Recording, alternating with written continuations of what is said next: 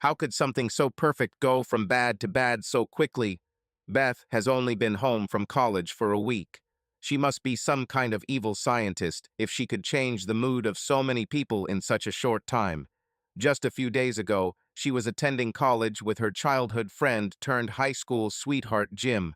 They planned to get married, carefully planning their plans, driven by a strong desire to be together. Graduation was great. Returning to their cozy little town was even better. Now Beth lay on her bed, staring at the ceiling, hardly believing that she had been home long enough to start the fire she had started. Beth thought about the mess she had made. Her family were good, hard-working people. They supported others and helped when they could. Her family had deep roots in this land and community. They considered the area their home, as did most of the old families there. 2 hours away was the nearest city, which was not considered an enemy by the villagers. They simply did not want to live the way the city people lived. They valued their simpler lives and straighter paths, working hard to make life in the village what they imagined it to be. They wished luck to those poor souls stuck in the city without hostility, just having a completely different opinion of what was worth valuing. Residents of the city of Bet did not think about traveling to the city for entertainment or shopping. Perhaps they would go to some important event, but there were very few such reasons. Beth's life was already planned out. It was a life she designed herself. She and Jim planned what they wanted for years and worked towards it. Now that they had graduated from college, the plans they had been waiting for half their lives were about to take off at breakneck speed. Just 10 days ago, they were both immensely happy to stand on the threshold of the beginning of their life together. But when Beth arrived home, she found in the mail an offer for an internship at a prestigious firm in the city. Beth decided to take advantage of this opportunity, which started a chain of less than positive reactions. The worst of many less than ideal reactions was that her loyal boyfriend Jim was completely dumbfounded. She hated it. She hated how badly she reported it to him the most. Beth rolled over, squeezing her eyes shut, hoping to stop the memories of that conversation running through her head.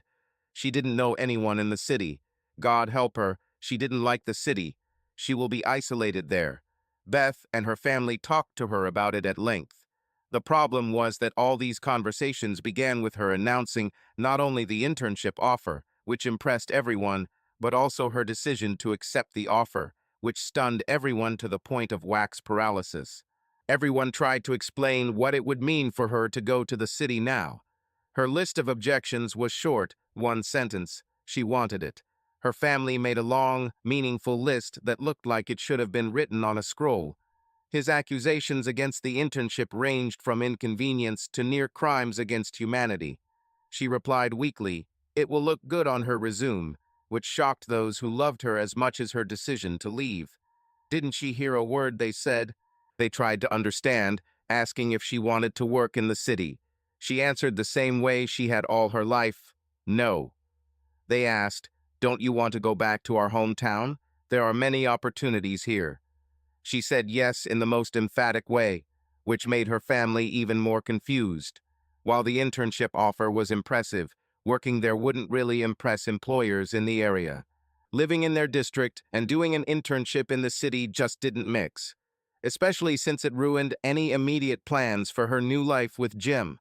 A lot of things had to happen quickly to make Jim and Beth happy in their careers and marriage. These things were supposed to happen this summer, but the internship lasted all summer, excluding everything planned. The difficulties did not end there. Beth was excited to try something new. Most people would agree with her, but the vast majority would also agree that there was nothing new they wanted to try in town. Beth didn't see her time there as a whim, but as a great adventure, although no one could understand her logic. All the adventures were here. There were many places they would understand the need to put plans on hold for the sake of the experience, but this city was not one of them. Beth truly loved her hometown, the people there, and their values. It was the place where she wanted to live. She kept repeating this to the chagrin of everyone she spoke to, as her new plan seemed to conflict with her long-term goals. Why did she want to go to the city? Whatever she learned there really wouldn't help her here. The worst part was that she knew they were right. At times, Beth herself did not understand her attraction to the city. especially when someone pointed out that she was postponing her wedding to go on an adventure without Jim. There were several sore points about this. Jim stopped talking about it publicly. He had already discussed this with some of their friends and both families. When Beth didn't change her mind, he became withdrawn. He didn't know what to make of her apparent change of heart, but he had no intention of publicly undermining her authority. Anything he would say would color people's attitudes, and he didn't want trouble for Beth. Privately, they talked about it constantly. Beth felt terrible. Jim really didn't understand, like everyone else. He couldn't figure it out. He felt personally rejected. How could she say she loved everything here, including him, and then throw away all their plans and put off what they were looking forward to for an internship in the city? It was like winning a spot in the World Series and then deciding not to play. Beth knew Jim was completely depressed. She also knew that he would not show this to anyone, lest the conversations he had with Beth turn negative. He even said, "If you're leaving me, be honest with me.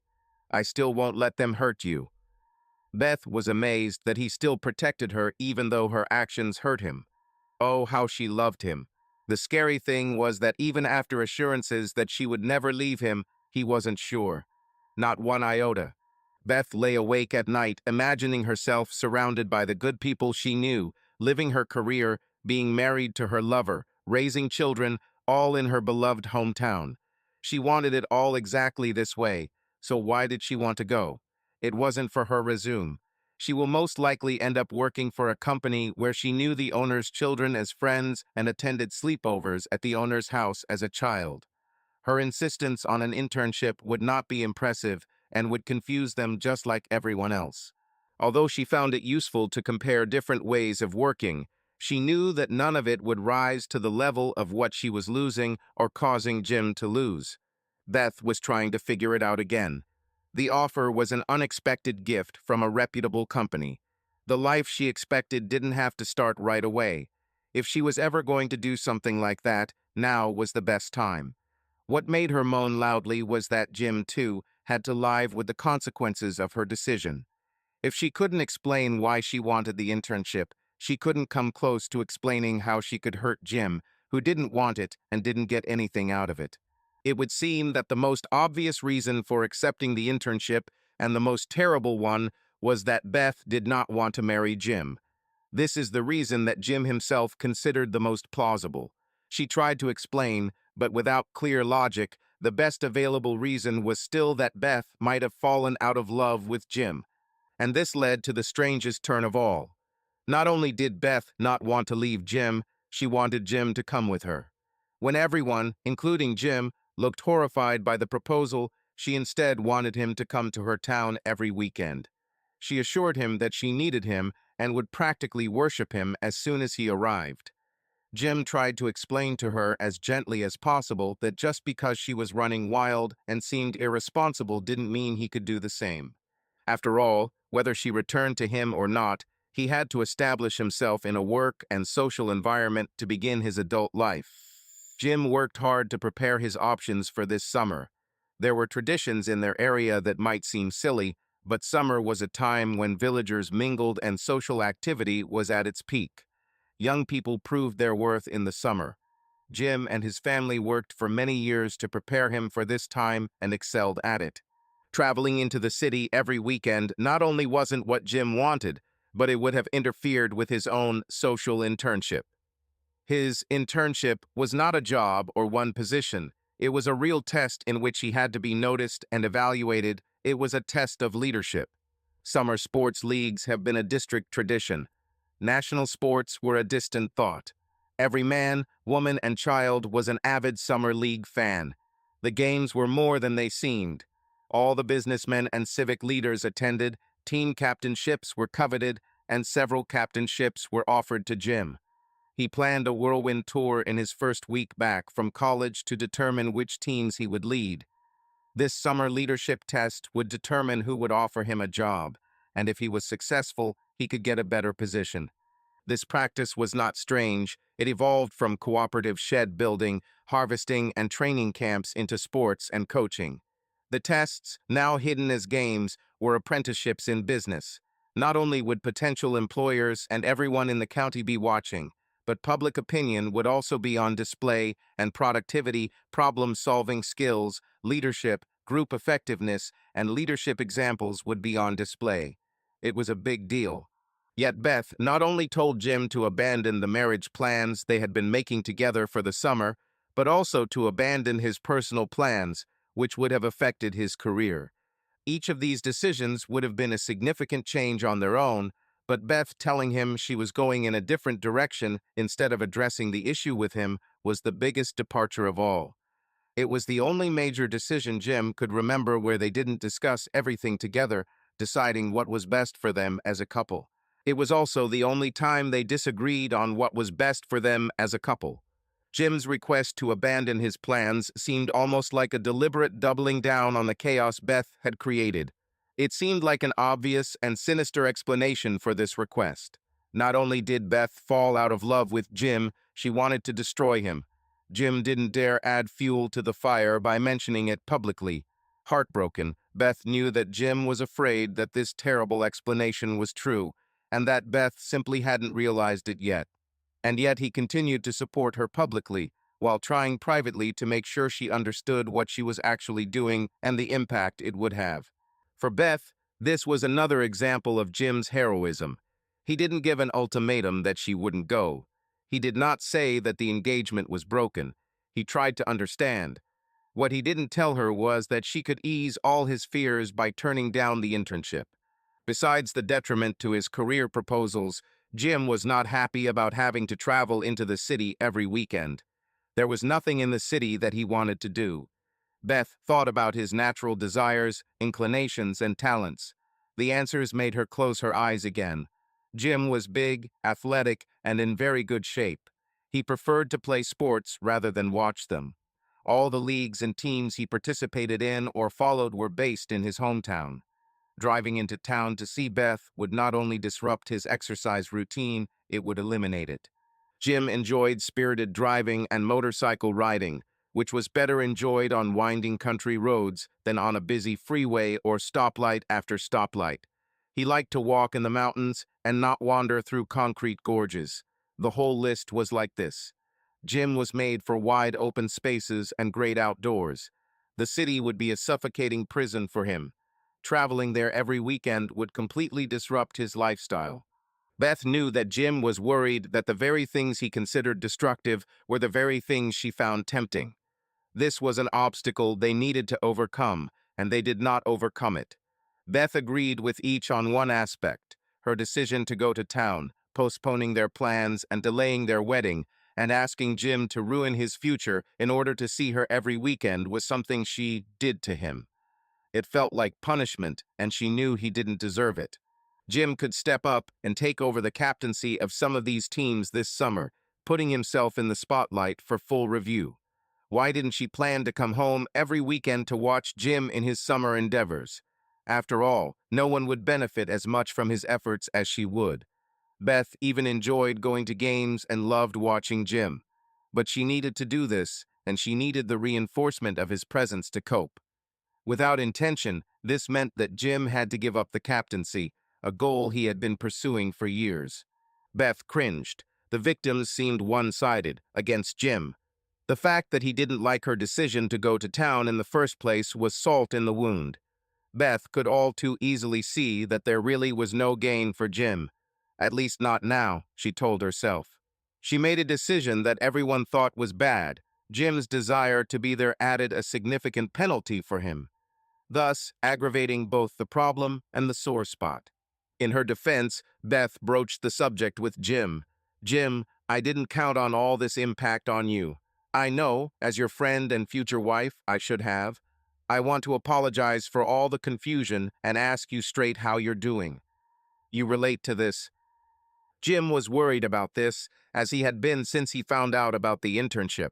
"Beth, are you going to change your mind and turn down the internship?" She cringed. "Jim, I truly believe this is what I need to do. I know it doesn't seem good right now, but I'm convinced it will lead to a better life for us." Trying to be patient, Jim couldn't help but raise an eyebrow. "I'd like you to explain how." The most painful aspect for Beth was that it was an honest message, not a challenge. She made Jim float in space. She shook her head vigorously, a manner that this unfortunate incident had invented for her. Jim, I wish I could. I can't quite form this idea in my head, let alone put it into words. I keep talking around it rather than explaining it. Sorry, this is a time for me to be too charming. I know you can express your feelings, but you have stopped doing so. Please share them with me. If it doesn't change anything, expressing my constant doubts seems like it will only make things worse. I don't want our differences to take root. Beth swallowed involuntarily. It sounded bad. However, she still looked at him expectantly. He continued, "We're not a team anymore. It's either or. You make your choice, so I guess I should shut up and get in line." Watching her lover close up, Beth reached out her hand to him. "Please say it, Jim. On top of everything else, I don't want to keep you silent." Jim sighed as if he had said it 100 times. If you knew all these consequences and knew they were all bad, why did you make this decision in the first place? If you didn't know them and know them now, why don't you change your mind? If you still won't change your mind about the internship, why don't you come home to see me instead of costing me my social internship that directly affects my future job, which will fund our life together? Beth nodded slowly, agreeing with his objections. Those are all valid objections. But I feel like there's something more. Please, let it all out. I used to be able to read you like an open book. She turned her gaze to the floor. But I have brought about changes that affect us in every direction. I think it's best if we lay our cards on the table. She saw a shadow on his face. "Jim, what is this?" Beth said loudly with genuine concern, which startled and then confused him. Jim sighed loudly. "Sorry, but you asked. I don't understand. If you see all these unexpected changes, none of which I like and all of which bother me, why don't you take steps to correct them?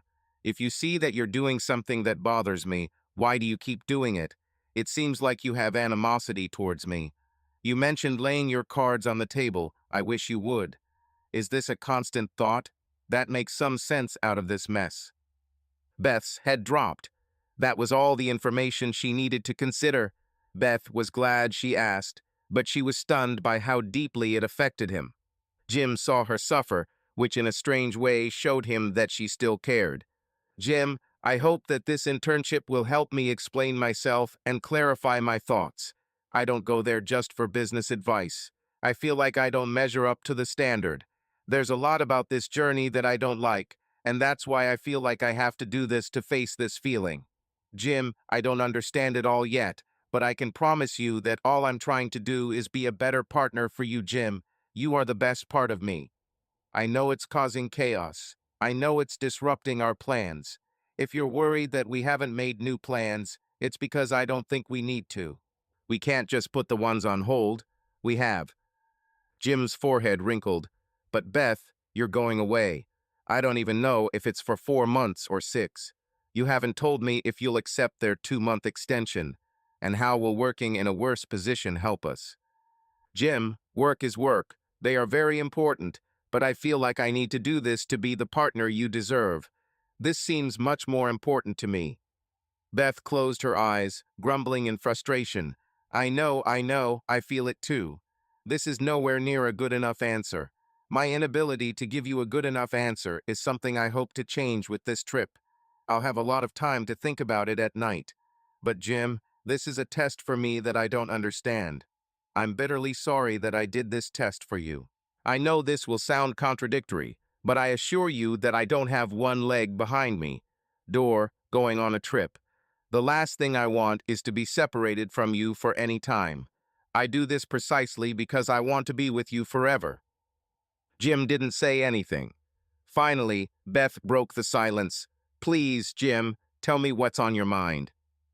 "Beth," I said what's bothering me.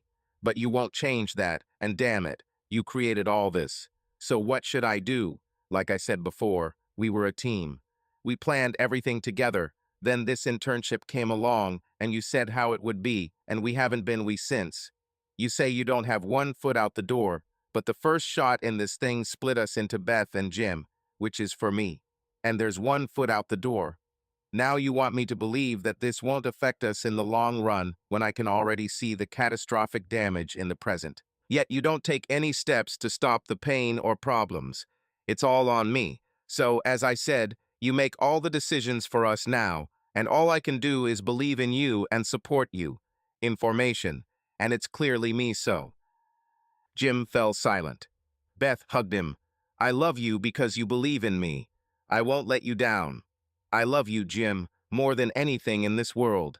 I'll prove it to you, but I need to figure this out. I'm holding on to you like that.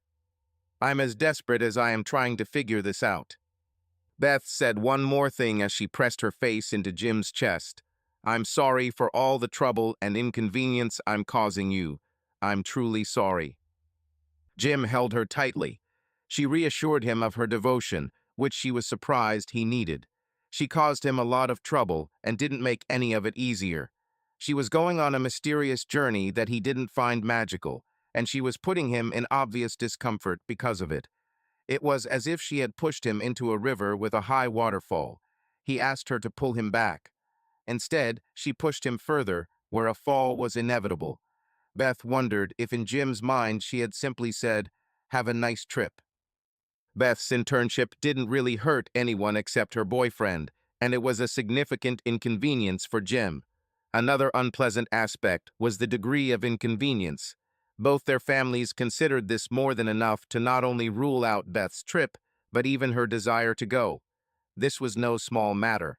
They were stunned when she wanted to go anyway. All that kept the collective outrage at bay was that Beth had made it clear that if Jim said no, she wouldn't go. Beth shook her head, wondering why she wanted to do this. This bothered Beth greatly. For a while, Beth felt like life was controlling her. It wasn't that she didn't like where she was going. Not only did she love Jim, he was a true treasure. Jim was an extremely eligible bachelor. Although he was not a bachelor, Jim considered Beth and himself a couple for several years. He was crazy about her, and she thought Jim was putting the moon on her. If an internship wasn't a great option for the career path she wanted to follow, she wouldn't have considered it. Beth didn't like the city, and she didn't feel comfortable being alone. But she wanted to learn self-control. She wanted to overcome the fear of loneliness, the feeling that she was not that important in herself. She wanted to finally learn how to captain a ship under the name Beth. This internship put her fears to the test, and damn it, the offer was right in front of her. She thought that new life skills would give her a significant advantage in her career and life, which she wanted to continue in her hometown, where she aspired to be, surrounded by friends and family. So now was really the perfect time for this. Beth closed her eyes. This was a great opportunity, except for her Jim. They were good friends until high school, dating there, eventually becoming lovers and partners with an intense love and anticipation of a life together that defined them both. They fit each other like a glove. This was the first time she had done something that was not completely in agreement with Jim. They seemed like real partners. It wasn't just a hiccup. They looked at everything the same way before the internship, and then they stopped seeing everything eye to eye. This was worse. They discussed everything until Beth gave Jim a chance to talk. Instead, she accommodated his objections after telling him she had received the offer and was going to accept it. She didn't mean to startle him like that. To make matters worse, Jim still had not overcome her unexpected onslaught. He still questioned why she did it this way instead of discussing it with him. Beth couldn't even answer that question to herself. Jim took this as a decision against him. It took her a long time to try to convince him that it wasn't really denial. She didn't like where they ended up, but she still wanted to explore this possibility. She wanted to start their life together as much as he did, and then she was offered an internship. If she accepted the internship and postponed their wedding, it seemed as if the internship was more important than her wedding. Some thought at least a wedding with Jim. Beth caught herself biting her fist.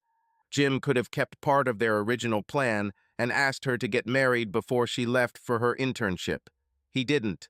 Heck, it would have taken him a lot longer to pay off the ring if he had missed his social internship and gotten a worse job. although Jim took it upon himself to believe in her, standing by and letting her go. When the proposal did not arrive at the scheduled time, she mentioned it to her mother. Her mother looked at her tenderly but firmly said, "You should have expected this. What kind of man wants to put all his assets, including his heart, on the table in front of the woman he loves, only for her to take them with her when she leaves the city, leaving him behind with a lot of trouble that she caused for him?" She saw the pain on her daughter's face. Wounded, Beth replied, "I would never." Her mother interrupted her. "But that's what you do." Beth's voice became quiet as she looked at the floor. "I didn't mean for it to be so controversial."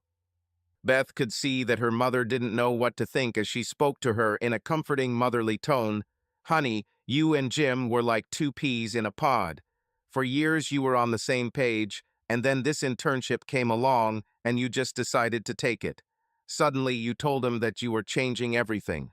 Then you objected and did not take into account his concern. This was the complete opposite of everything he expected. If it weren't bad enough to rip yourself out of his daily life in a way he hadn't known for years, you did it in a way that delayed his proposal, causing him to doubt whether you really wanted his ring." Beth shook her head vigorously. "But Mom, this will help me get the job I want." Beth couldn't help but notice her mother's worried look. She thought Beth was missing the point and wondered if she was doing this on purpose. "Yes, and it would be commendable if you weren't telling your father and me, and above all your Jim, that you plan to work just a few years to save up a small nest before you want to quit your job to devote yourself full-time to raising children. You've already got a job as Jim's wife. Now Jim has to wonder what job is more important than being his wife and the mother of your children.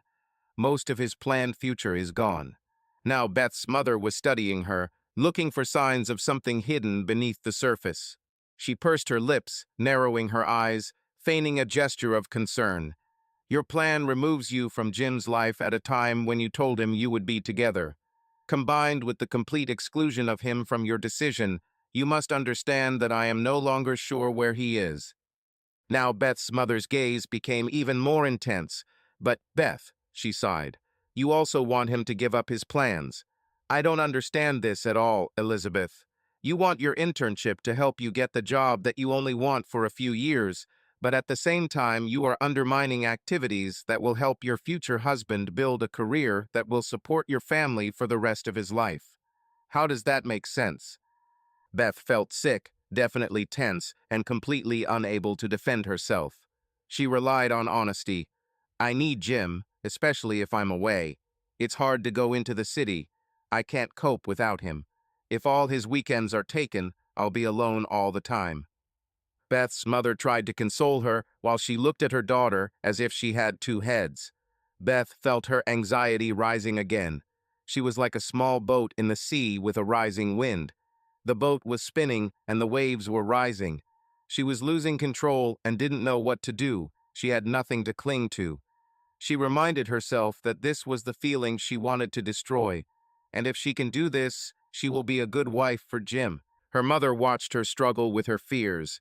She wasn't sure what she saw. She spoke softly but firmly to her daughter. "It seems like it would make more sense to stay here with Jim and stick to the plans you made." She paused to let the message sink in. "Beth, these sports teams may seem like men playing children's games, but captaincy is a big deal that carries over into the workplace. Everyone here knows each other, and they are good people. Church leagues and summer leagues flow into the workplace. We are all intertwined, and we serve different functions in these different interactions. But dear, Jim can be a leader, even at his young age. He cares for others, he guides them in the right direction. He helps them become better. The whole county is looking at these summer leagues. The whole county should be looking at Jim. Essentially, this is the most open, most watched, most grueling job interview in the county. Beth, we may have different roles in these different groups, but usually the leaders still remain leaders. If he has earned the captaincy, that's a third of the battle. That hard work and honor will put him in a position to lead his players to greater heights. If he can do that, he can do the same for his staff, and perhaps for the district one day. That's what's at stake." whether the district will watch Jim take on this responsibility and prove his worth or not. Beth's mother paused to make sure Beth was watching her. From an early age, two things emerged as part of Jim.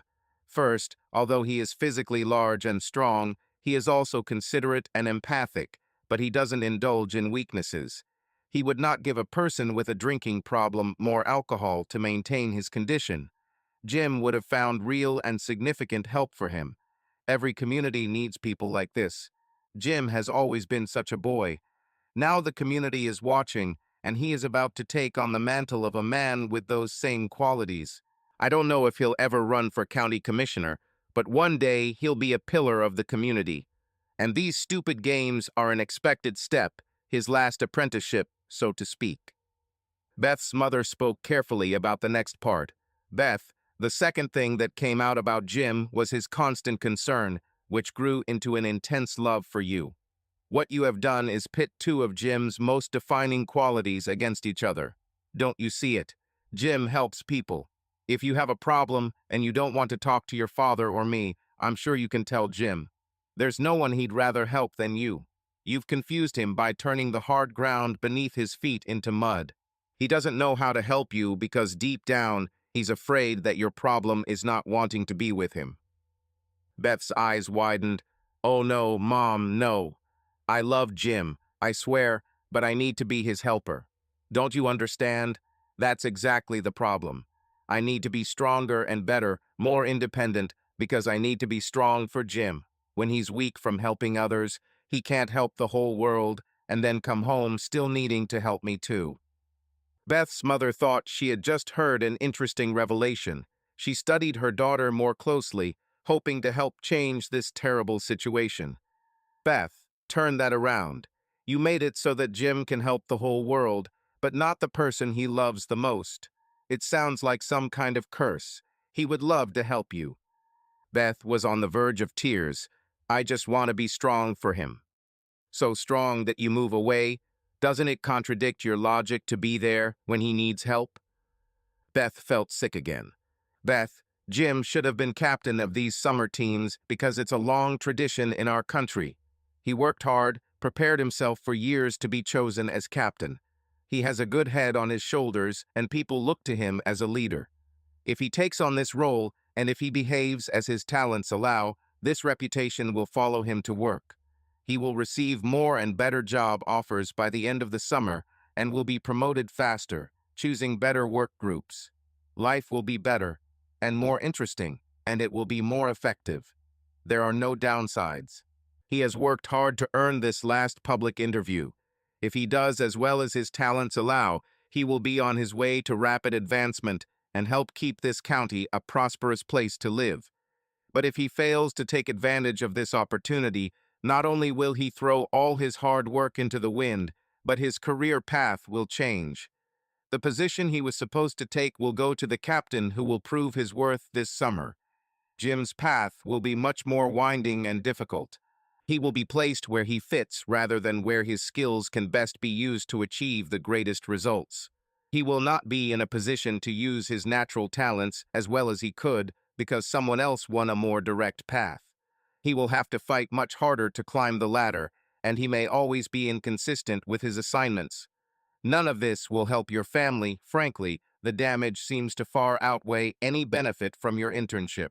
Look, child, it's not that you're doing anything wrong.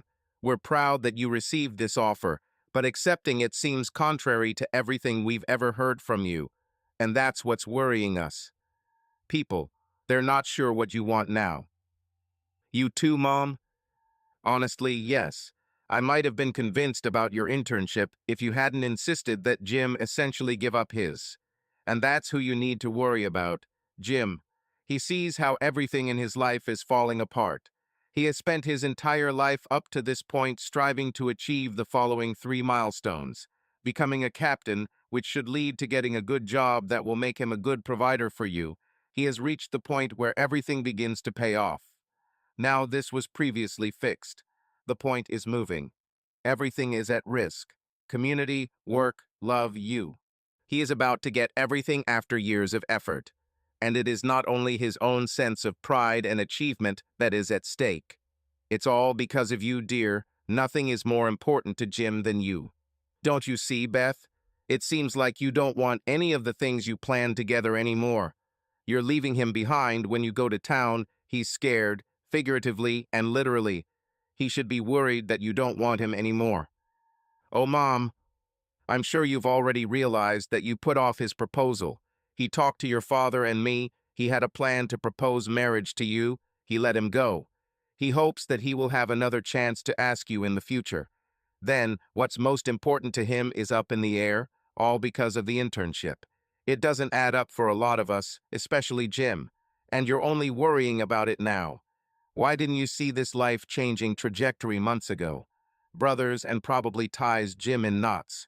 Now let's look at the worst-case scenario. You put work ahead of starting a life with Jim. Work is more important than the man you said you loved. That's where the confusion weighs on him. A few months ago, you only wanted to work for a few years and Jim was the center of your universe. Now work is more important. If everything has changed so much, do you still want him? They must drive him crazy. You always discussed everything. Now you have changed course completely, and he says that you have not explained. Why did you change your mind? What would make you change your mind about Jim? The answer seems obvious, asking a new question. What made you stop loving Jim? Beth was horrified. No, I didn't stop. Enough, Beth. If you understand your own reasons, you haven't explained them to any of us. Think what Jim thinks for a moment. You always said, why can't you now? You always thought the same way, but not anymore. Don't think so. What is this cause for concern? Now you want to leave town, and you want him to come into town every weekend to see you.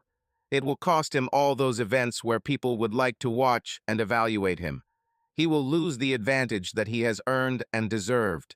He will lose his place in the city, which should have been his. He is a quality person. He will get it back eventually, but it will take longer. But many of his efforts until then will be lost. And if events unfold according to your sudden change, he will lose it all, only for you to break off your relationship with him.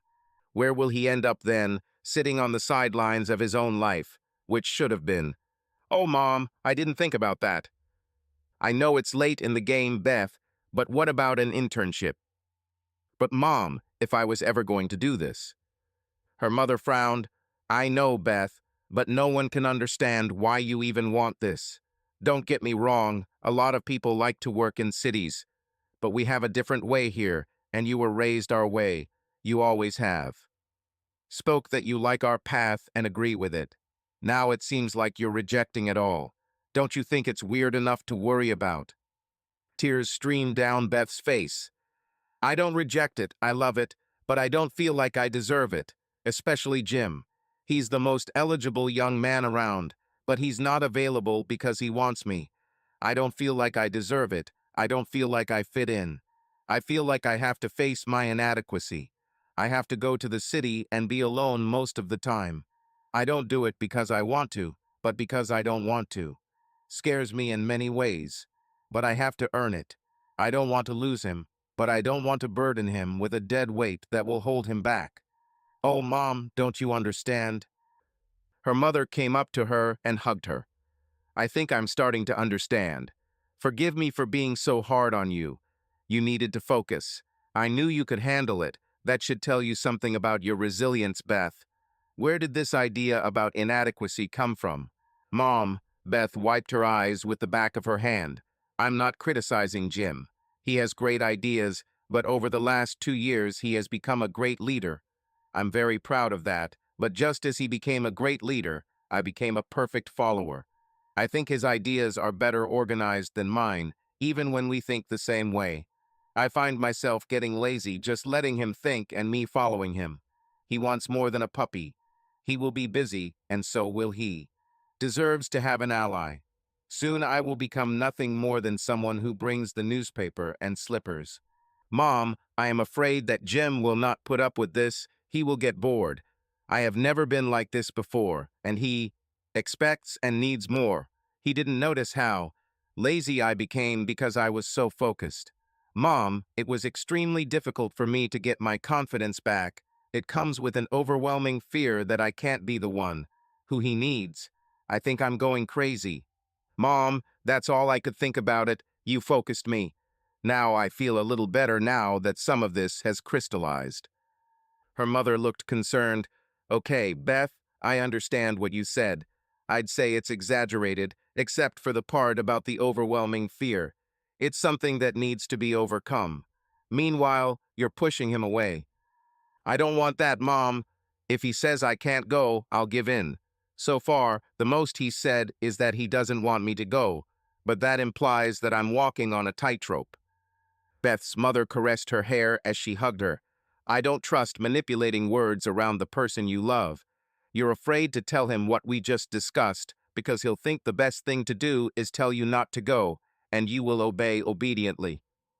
Both women fell silent, looking nervous. I meant like a puppy. I understand, Mom, Beth hurried. Both women blushed. They looked at each other for a moment before Beth's mother spoke. This is a difficult task. I'm sure Jim thinks you don't want him anymore. Beth made a sound like she had been punched in the stomach. Oh, Mom, have I lost him already? She shook her head. He values you more than anything, more than his fate as the leader of this community. You told him what you wanted and what you were going to do.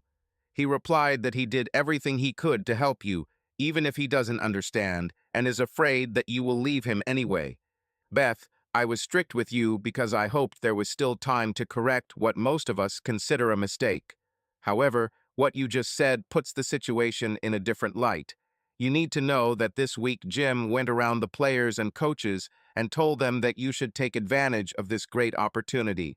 He told them that he was proud of you and that he was supporting you, which unfortunately meant a weekend in the city, so he's giving up his place on the teams. Thought part-time play would be effective, especially as a captain, and that a full-time player deserved a chance and a place in the squad. Beth's eyes widened. The good news is that he chose you, even if he feels like you're rejecting him. But I think that all the elasticity in him has dried up. I don't know what will break the rope. It's just close to breaking. He's all about you, Beth. He told them a story about you that they could understand and not ask questions, hiding that you didn't convince him. He has put you above himself and let them know that this is so. Then he put them on top. He told them that the idea of a partial captain was ridiculous. A team is a team, and there is nothing partial about it. Essentially, he identified everything they wanted to see by watching him this summer, telling them it was. Will not play. They had to see him as a leader. Instead, they see him as a loving husband. He gave up everything he worked for, hoping that he could still live that part of life. God, Mom, this is terrible. Beth felt herself falling. It's not great, but you don't really see the obvious anymore. He threw all those years of work away to captain all those summer teams to support you. He told them he was proud of you, and it's true. But Mom, it's not like that. He doesn't understand why I do this. He doesn't know how to perceive it or how to feel it, but it's definitely not pride. I'm not sure anyone even understands why you insist on this, but he believes in you. And you're wrong, he's proud of you. He left the things he loved and the opportunities he worked hard to earn to support you. You are a very loyal person. You can't lose sight of that. Just like he said, he's on your team 100%. Oh, Mom, thank you. Wait, there's another aspect. Beth's mother had a worried look on her face. My child, what's wrong with you? He's on your side, on your team, as far as he can understand in the world you've dragged him into. But by accepting this internship, by asking him to give up all of this, to move, and to postpone the engagement, which also means postponing the wedding, if you haven't figured that out yet. Yes, Mom, if he asked for my hand in marriage, I would say yes. Honestly, I would prefer to leave as an engaged woman. Beth's mother couldn't help but shake her head. Well, after everything I've described, you know he's on your team. But damn, Beth, does it sound like you're on his team? Beth's jaw dropped. Your internship is for 4 months, with an option to extend it for another 2 months, and you have everyone thinking that you plan to be away for the entire 6. In fact, I believe in it myself. I'll tell you the truth, darling. Your boyfriend isn't the only one wondering what they could do differently in the city that you couldn't learn in 2 weeks. Being away for 6 months makes you feel like you're not enjoying the life Jim was so eager to experience. He thinks that if you want to put this life on hold, it means you don't like it, or maybe you don't like him personally. Now her mother was comforting and convincing. Beth, honey, I promise to let things take their course the way you want. But I really want to help you find a better way to do this, if you're leaving Jim. Her mother was heartbroken just saying those words. No, Mom, I'm not going to. Beth turned white as a sheet at the thought. Beth's mother swallowed, trying to fight the lump in her throat. It really looks like it, baby. If you don't love him, your father and I can help you make things right. There are simply better ways to break up with him than this.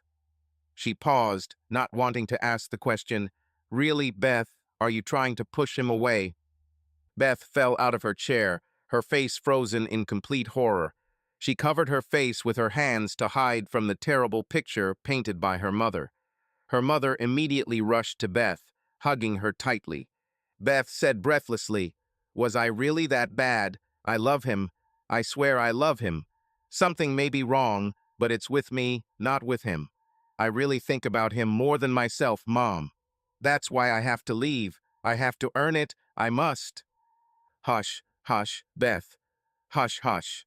I needed to make sure. We're putting poor Jim in a difficult position. You had a wonderful life ahead of you, and I'm not sure it's fully intact, so I had to see for myself. Everything will be okay. I will explain as much as possible to your father. I'll tell him that you still want a life with Jim.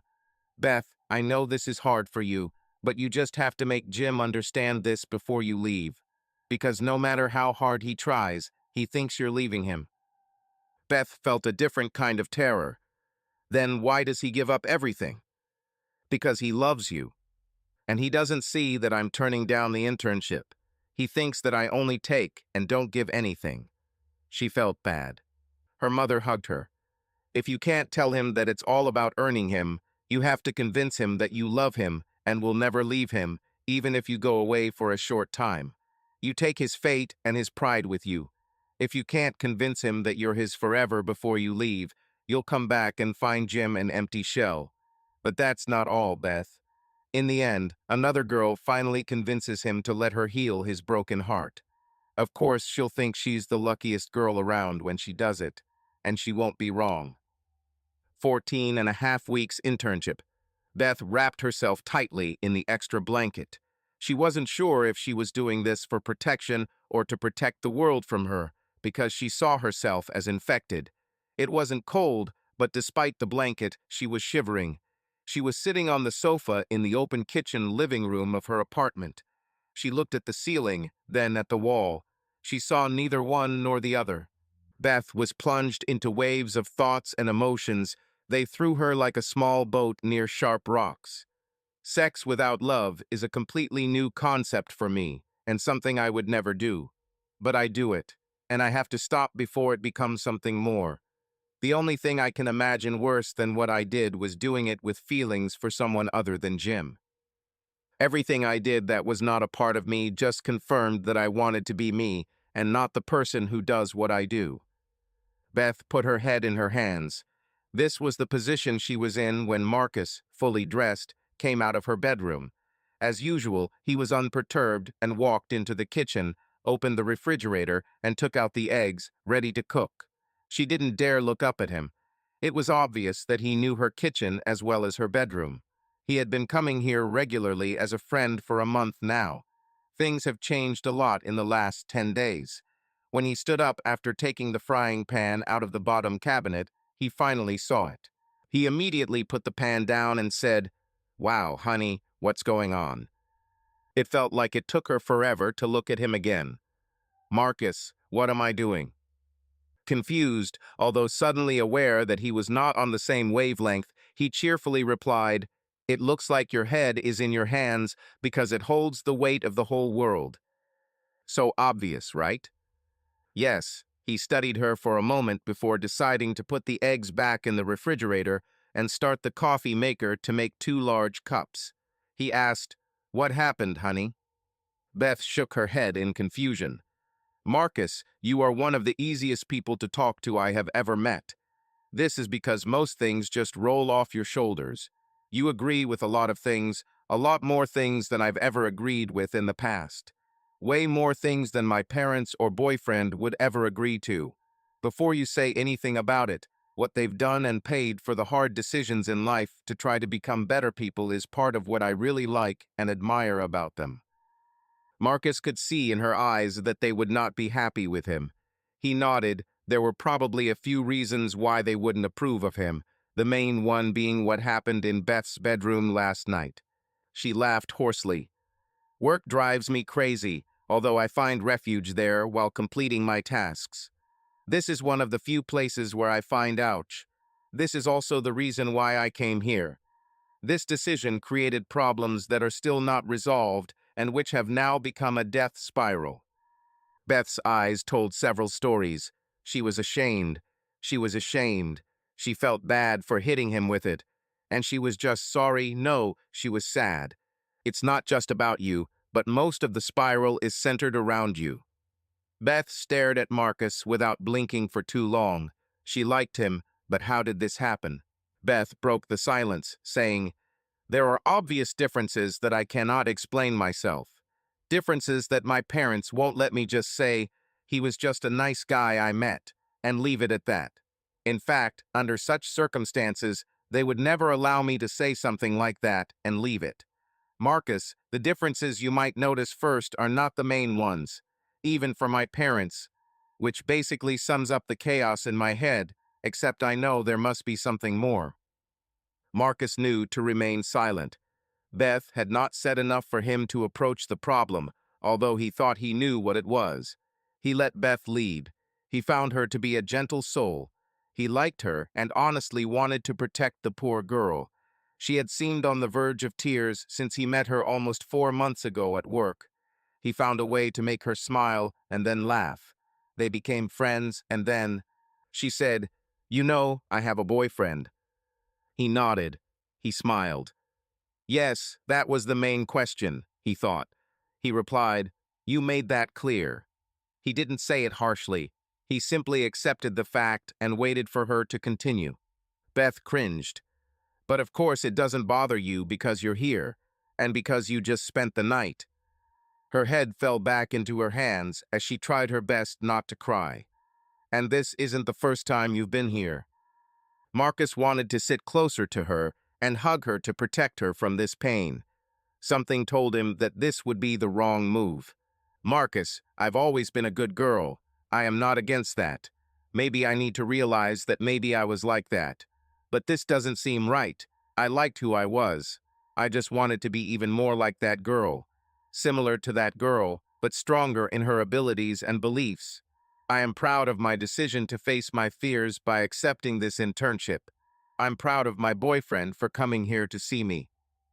Beth's eyes looked up, finding Marcus's. Although she was not angry with him, she spoke with bright power. He knew this power was meant for her boyfriend. "My decision to come here cost him dearly. She was proud that Jim had done all this for her, sacrificed so much, loved her so much." She then seemed to deflate right in front of Marcus. Beth shook her head, looking completely sick. "I made him pay so dearly for loving me, and now I stole from him even worse." She looked around nervously, her eyes full of tears.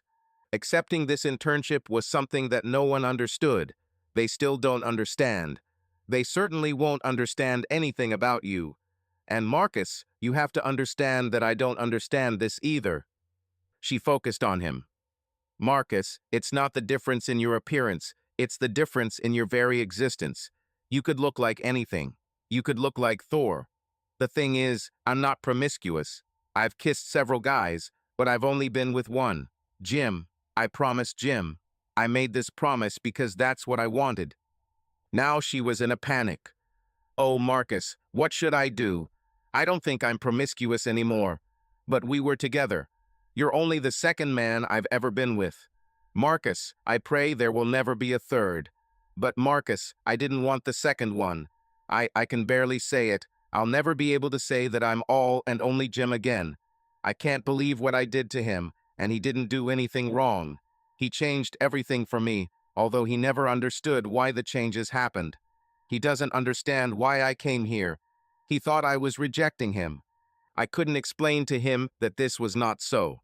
It tore me in half. So how did I do this? I don't understand that, Marcus. I remember the steps. I remember what happened, but how did I get so close to the edge? How did I fall? Marcus, you're not a bad guy. I don't bet that on you.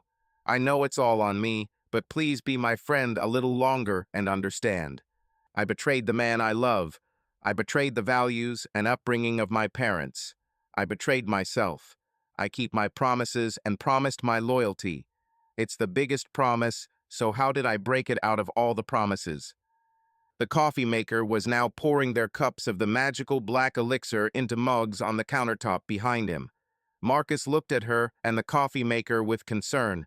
He wanted to approach her, but he thought it was a bad idea, but going off to get coffee didn't seem like the best decision. So he maintained the uncomfortable status quo while waiting for the coffee to arrive. He wondered for a moment if this was the solution Beth had described. "Honey, tell me all about it." She immediately started talking. "You know the whole story. You allowed me to explain my problems and pour out my heart, and that's how we became friends. No one understood why I wanted to work in the city, although the internship I received was practically created for me. Even this compatibility did not make the opportunity clear given the costs. To be honest, it cost Jim dearly. If this wasn't exactly what I wanted, I would never have thought about coming here. I'm pretty private.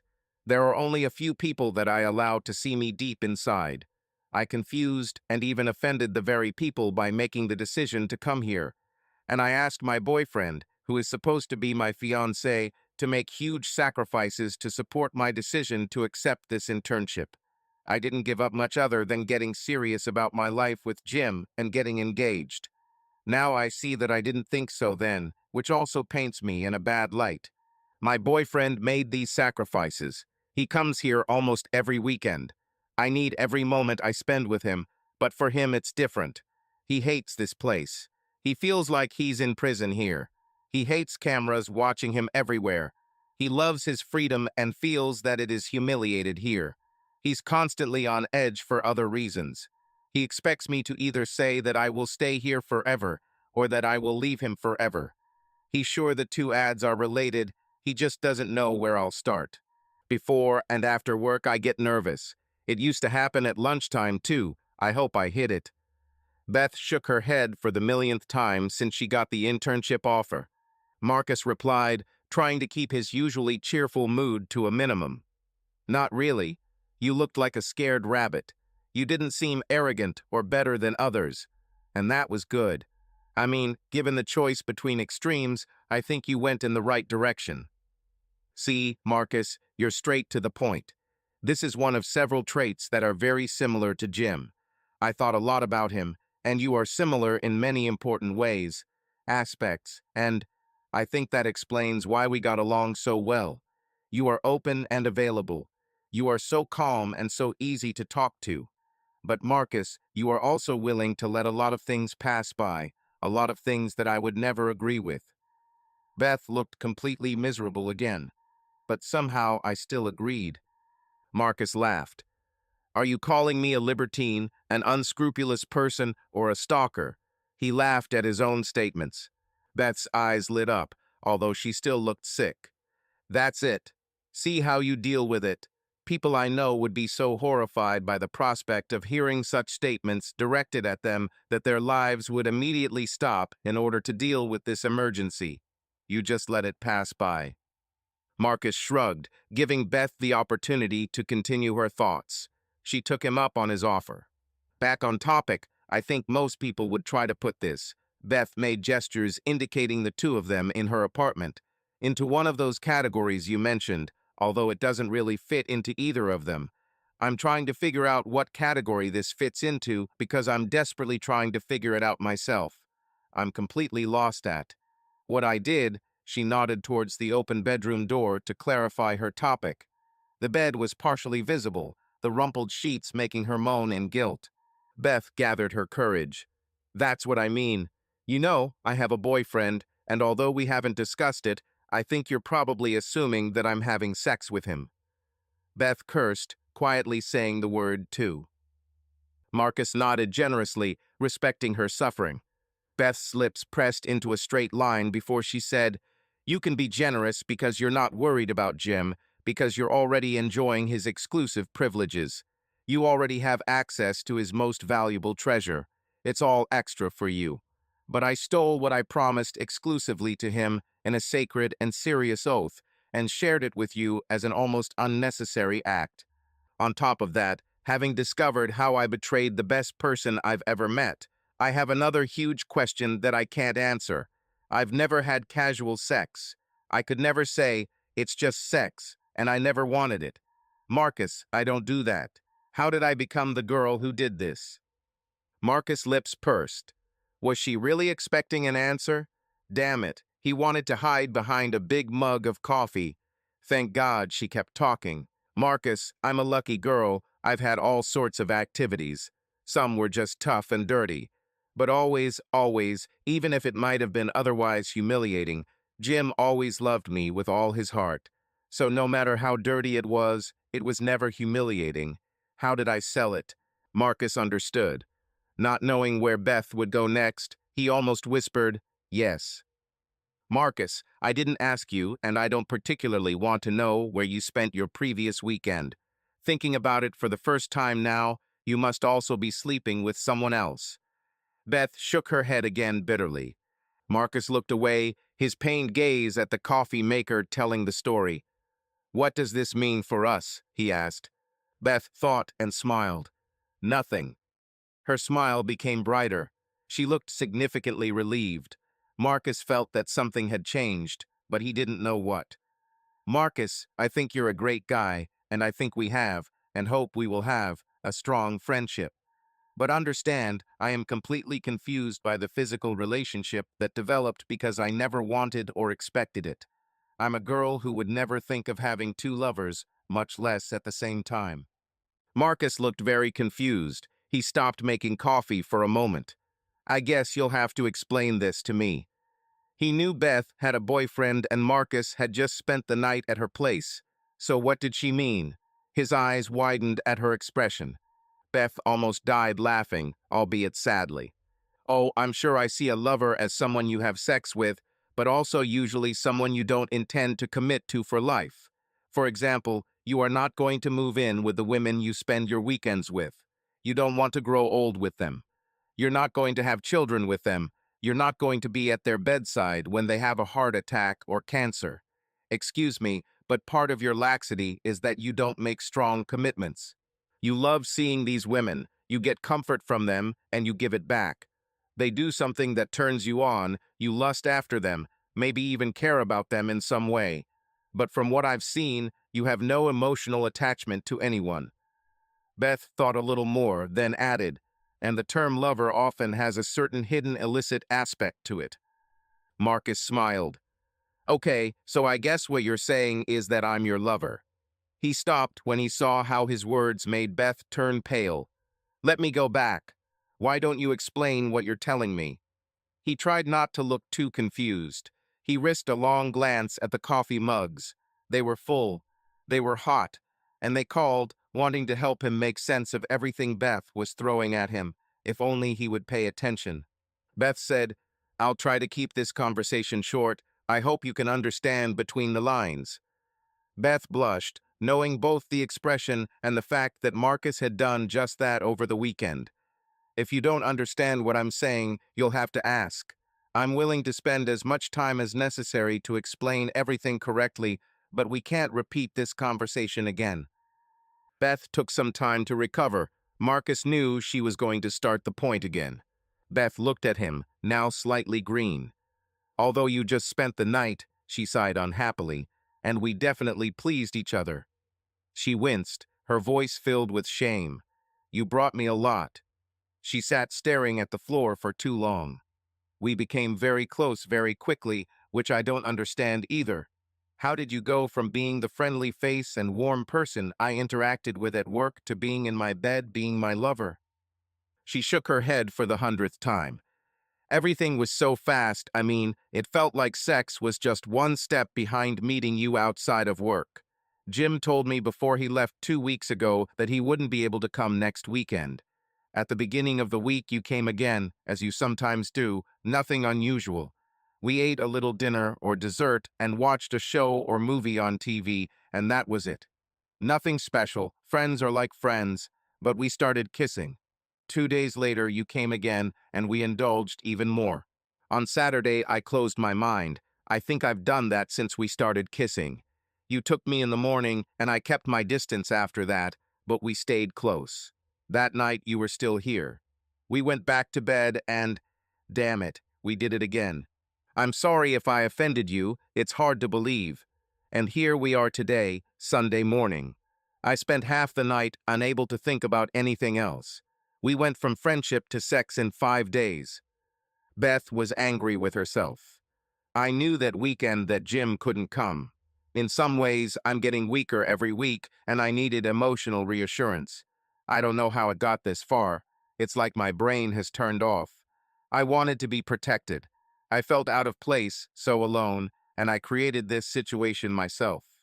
Jim gave up so much, and when he couldn't come for the first time, I not only cheated on him, but also invited another man into my bed for repeated meetings all weekend. I hate him. I hate myself. And regardless of who, what kind of libertine am I then? Marcus didn't say anything. He spent many weekends having a lot more sex than he and Beth did. She enjoyed herself, but did not allow herself to relax. She didn't even come close to wildcat status. Marcus would say that she found comfort in him. He was sure that pointing it out now wouldn't have the desired effect. This week, knowing I wouldn't be able to see Jim, I just broke down, and it just kept getting worse. Unable to move forward on my own, I went with the flow. I didn't even send you mixed signals, why don't you come back? You kept saying it was just easy, two people who like each other. If the word lover or sex had been mentioned, I would have woken up, but I went with the flow and ended up in the position of a dishonest woman. But Marcus, I don't do that and never have. I would understand my actions if I were falling in love, but I feel like I don't. My heart is full of Jim. The work was wonderful. I really learned a lot. But no offense, I really wish Jim was here. No, she seemed happy, realizing, I want to be with him, wherever he is. She thought a little more. I really want to. Then her face darkened. Okay, this is exactly what I want, but not what I deserve. She was determined and thoughtful before speaking again. Marcus, you have an encouraging nature, and I think that's the key. I've always looked for that in Jim. I took a lot of risks by accepting this internship. I wanted to become someone more worthy of him, no less worthy of the qualities he wanted or needed in me. Now I see that I wanted it more for myself. Jim was happy with me the way I was. I wanted to remain myself and not someone else's companion. I think people always worry when you make changes like this that you'll accidentally change not only what was already good, but also what could be better. I took a wild leap to prove to myself that I could do it and to boost my confidence by proving that I could do it on my own. I failed, Marcus. I failed spectacularly. I wanted to become more worthy to my family and especially to the love of my life. I didn't rebel against the life I had planned, I just wanted to be more worthy of it. Instead, I betrayed her. Beth looked at him seriously, spreading her arms as if ready to slap. I can't explain it well. I realize a lot now. I think I'm finally putting the pieces together. It's like I'm finally coming out of a fog, or like I was on autopilot and finally taking control. Yes, that's the thing, life controlled me. I swam with its current and the whirlwinds where it pushed me. I know I can't control life, but I can control myself, and now I understand that this has always been my problem. I followed the flow of life around me, she held back a sob, and it brought me here. I knew I needed to grow. I thought I needed knowledge. I wanted to control my environment. I should have been looking in the mirror the whole time. It cost me a lot, but now I know. She took a few moments to fully realize this. I came here to grow. I hope I can now that I've finally found the key. I don't know how I will remember this trip. If I am happy, If those around me are happy, I think I will see it as a journey that I have paid dearly for the key to the future happiness of those around me. But now I see myself differently, and it's not in a good light. At least I see that I am not worthy of selfishness. I didn't know that I would look for the same qualities in others that my boyfriend has in order to compensate for his absence. She shook her head. He's not missing, it's me. He didn't leave my life, I left him. Damn it, I abandoned my own life. She shook her head at herself. He protected me from the storms of life. He could swim in those waters that washed me away. He dragged me along with him. Now I see everything with increasing clarity. Here, alone, all my shortcomings have increased. I didn't expect this. One of the ways you are like my boyfriend is that you give me confidence. Another big feature is that you are ready to offer a certain order of protection over me. I don't know if you claimed me as yours. I don't think you do. You are more like a person with an umbrella. You stand with an open umbrella, happy if someone hides under it with you for a while. This person is protected by your umbrella for a while. Under your umbrella, they are protected from rain or hot sun, but not from wind or attack. You have to hug the one under the umbrella and put yourself in harm's way to protect them like that. You have to be much more serious about life to make these commitments. You have to have real skin in the game. This way you appear generous and free, but without making deep commitments. This can be the other side of freedom if you are not ready to put down roots, stand up and protect what you love, and take a hit for it. You too will be carried by the wind. You should be a fortress for what you love and not depend on a fragile umbrella. Instead of standing firm, you become a champion of soft landings wherever the wind throws you. Your life is carefree, Marcus, but not significant. Marcus took this as a slap in the face. However, this was a slap in the face to awaken, not to condemn. He knew she had hit the nail on the head. He listened carefully. You made me partially your responsibility. You definitely took upon yourself the right to enjoy my body, not without my help. I do not blame you. I'm just trying to help you as well as myself. Beth smiled a broken smile. It may not seem like it, but I'm really trying. Sometimes paying back a debt feels like this. You have been there for me in important ways. If I needed reassurance, that door was always open. And I think that by walking through that door, I opened a lot of doors for you, doors that, oh my God, how do I say this? Although I physically enjoyed the doors being open, they should never have been opened. Here's a lesson you need to learn. The suffering I feel because of what we did far outweighs the physical pleasure I felt. I needed shelter in a storm. You provided it, but it was too expensive. Let me make one more point. I know we use protection, but I'm not sure that if I got pregnant, you would act honestly and take care of me and our child all our lives. I don't see you as a perpetual scoundrel, just someone like me who has trouble learning the big lessons about what it takes to grow into a good person. What you gave me was invaluable at that moment, but you used it too much. If you cared about me, you would have asked how I would feel about cheating on my boyfriend, something I could never erase and would have to live with for the rest of my life. Do you see the parallels? Marcus was clearly thoughtful. He looked into his coffee mug, hoping it would solve some of the mysteries. Beth paused. I don't blame you. Most guys test the waters. As much as I tried to stop you, I needed the confidence you offered, so much so that I was apparently willing to trade what I had done to get it. But Marcus, when you like someone and see that they are vulnerable and willing to make bad decisions, you don't help them make a bad decision. You were strong, I was weak. This should never have happened. And it kept happening and got worse until I finally got angry and disgusted with myself, which, well, that's where we are now. Marcus took a nervous sip of his coffee. He nodded to Beth, indicating that he was trying to follow her thoughts and that she should continue. He felt like a new student trying to absorb a lecture from an experienced professor. He took another long sip. My boyfriend was planning to propose to me, then I told him I was going to take this internship. He still doesn't know what to do with it. I didn't want to give him a choice and filled him with doubts. Now I see that you know my bedroom as well as I do. God, I never meant to hurt Jim. I never wanted to not marry him or postpone the wedding. These things are terrible, but now I really cheated on him. I was confident that I was going to do things here that I wouldn't necessarily do at home. I meant in business terms, not that. They do things differently here than we do. That's where I saw the value. Obviously, sometimes in order to do different things, you need to change the environment around you. I definitely did things that I would never normally do. It was like my parents said, the change in me and my path in life might not be worth the knowledge I would gain by coming here.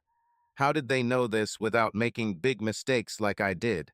Why did I have to make these irreversible mistakes in order to learn my lessons? Beth closed her eyes. She reached out and touched his wrist. She laughed sadly. I wanted to come here and become independent. Then I looked for the same encouraging qualities that my boyfriend had. Someone who can give me the strength and confidence to do this. I went away to prove that I could do it on my own. And then I created a situation where I did everything the same way I did at home. Her voice became maudlin. Why did I have to invite another man into my bed to learn my lesson? She was suddenly filled with fear. Oh God, I can't explain this to him. There's no way to explain it to Jim. I can't explain you. I can't explain it to you, can I? Beth's hands flew up to her eyes. Oh God, having a lover you never told your husband about is exactly what ruins marriages when the truth comes out. You're a quiet guy, Marcus, but you see opportunities for yourself. You should have given me a hint to make this happen. Marcus looked into his coffee. He offered no way out. He spoke up. I'll admit, I was the one who started pestering you, he winced. But I didn't quite get the signal that I needed to stay away. Beth looked sympathetic despite her sadness. Oh no, I realized that you are like Jim. I reached out to you and wanted more of you as a substitute for the person I left. Beth was stunned and scared. I think it would have played almost exactly on his fears, except that I was going for qualities that are similar to him. I made Jim afraid that I wanted something else. She looked at Marcus and winced. Seeing the appearance, Jim would have guessed that this was part of the difference I craved. How ironic. I wanted more of him. It was the inner qualities that attracted me. We're pretty different, Marcus laughed. You have a photo of him next to your bed, so I can well confirm that we are different. Yet it was those qualities you shared with him that drew me to you. Marcus, you need to pay attention to this. Jim is a wonderful man, and he will become a great man. It will help our entire county. You have to find those parts of yourself and give them free rein. Well, honey, I'm not sure this will help you much with him. He might feel like, okay, Beth, you didn't want to leave me for something completely different, which means you just didn't want him. But I assure you, he will not be flattered that you took a lover, because he had the same features as the person you love, who was not there. In fact, there is not a single trait in any lover that he would approve of, because he will never be able to get past the fact that you took a lover. Look, this is a no-win explanation, saying that you took a lover because he had the same traits as the person you love who wasn't there won't appease him. The fact that you looked for these traits and slept with the first one who had them seems to indicate that you really like these traits, but the guys who give them are a bit interchangeable. In other words, if you start out with the idea that you didn't want to really get rid of him, but just replace him for a while, the main thing he takes away from this is that he can be replaced. He heard her mug hit the coffee table with a loud thud. Marcus realized that Beth had to spank her before she would drop it. Her hands were shaking. He wanted to hug her, but her gaze kept him at a distance. I didn't want to replace him at all. I didn't even want to add to it. What have I done? I am ill. I'm scared to death that I'll lose him. It's not that I need him to function, that I need something from him. I need him.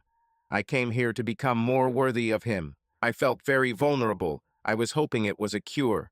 I was determined to come, but no one, and I mean no one, thought I was making the right or smart decision. It must have taken a lot more of my fortitude to face everything than I thought it would. My mom explained to me all the different ways I had ruined my future. She was shocked that I didn't see it myself. Like me, I was scared. Honestly, I never thought I'd lose Jim, and I think this goal, this prize, became so big that I couldn't give up on it. Suddenly, it became a matter of life or death because I let it get too big. After that conversation with my mother, I realized that I was much more confused than I thought. After spending the first few days here alone, I was already on the edge. I was at work and close to losing it.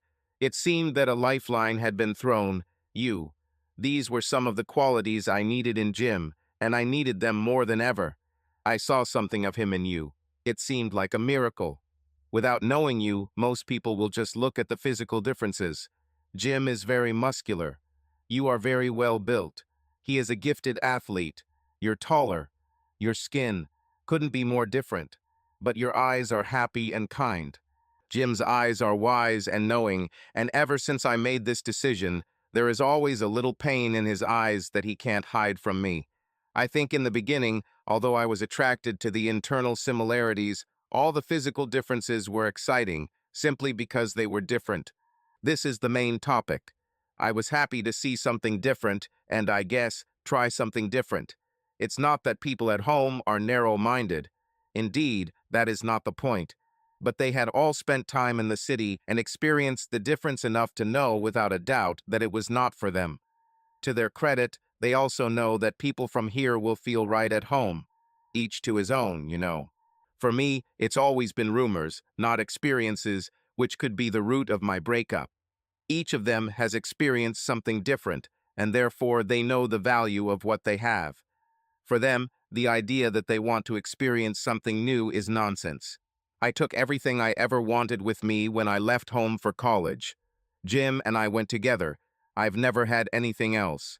Having never experienced it myself, I wanted to experience different things for the sake of them being different. Well, honey, you tried something different. I hope I didn't disappoint you. Beth felt dizzy. She really tried something different. No one at home can understand this. They would never believe her that Marcus had features similar to her lover. No one would have believed that she could deceive and abuse the love of the man she told her she loved if she really loved him. She made Jim think she might be rejecting him. That's all everyone would see after all her conflicting decisions regarding Jim. Is there a worse way to reject a man than sleeping with someone else? Suddenly, images of Jim in the delivery room, looking at his newborn son, who bore no resemblance to him, crystallized in her mind. She rushed to the bathroom. Before she could reach the toilet, she tried to vomit everything into the bathtub. Choosing a broad target proved wise. Wow, Marcus admired, following quickly after her. He patted Beth's back as she began to vomit again. She squeezed out between convulsions, "I've always been a good girl. I would never have expected to enjoy physical differences, and I shouldn't even be in this situation. I am proud to consider myself Jim's woman, and yet," she began to cry, "and yet now I have your essence in me." Marcus really wanted to help her. "I didn't like it, Beth, but you said condoms were the rule. Think about it, darling. I didn't break this rule. I gave you my word." She looked at him, appreciating his desire to be kind. What could he say without causing a negative reaction? "What else are you thinking about? I think this infidelity will not only destroy my relationship with Jim, but will also break his heart. Even worse, I'm afraid it will destroy some of the things I love about him. He's a low-key optimist, not a Pollyanna, but if he thinks he can do something, he plans it and does his best, and boy, does it usually work out. This will grow the seed of sadness I planted in his eyes into eternal sorrow." Beth looked like she was going to throw up again. She gritted her teeth and continued, "He gave his heart, love, and trust to a woman. He won't be able to see what I did as anything other than a complete rejection of him. He used the word renunciation to describe what I had already decided. What I've done in the last 7 days will not only break this beautiful heart, it will make him cynical. This will make him hate the world." Suddenly, Beth turned around, locking Marcus's eyes with hers. He did everything right. He was honest. He tried to understand me when he couldn't convince me. When he still didn't understand me, he still gave me his heart and sabotaged his own future to give me the best chance to succeed in my new plan. He'll feel like I ruined him and sold everything he had to jump into bed with men I don't even know. Beth's eyes continued to glare at Marcus. He didn't have any protective barriers against me. He trusted me so much. There is no guesswork here. I have already done more than enough to destroy this wonderful man. I already did it, but I swear I love him. I don't just cling to what he is and what he has given me. She shook her head for the thousandth time. It's no wonder he couldn't understand. It defies logic. It was a mistake, all of it, even my decision about the internship in the first place. Jim supported me, and this is what I did with him. From his point of view, this can be nothing other than a monstrous mistake. I don't know what to say about the fact that I had a lover. The most amazing aspect is that we started in the first place.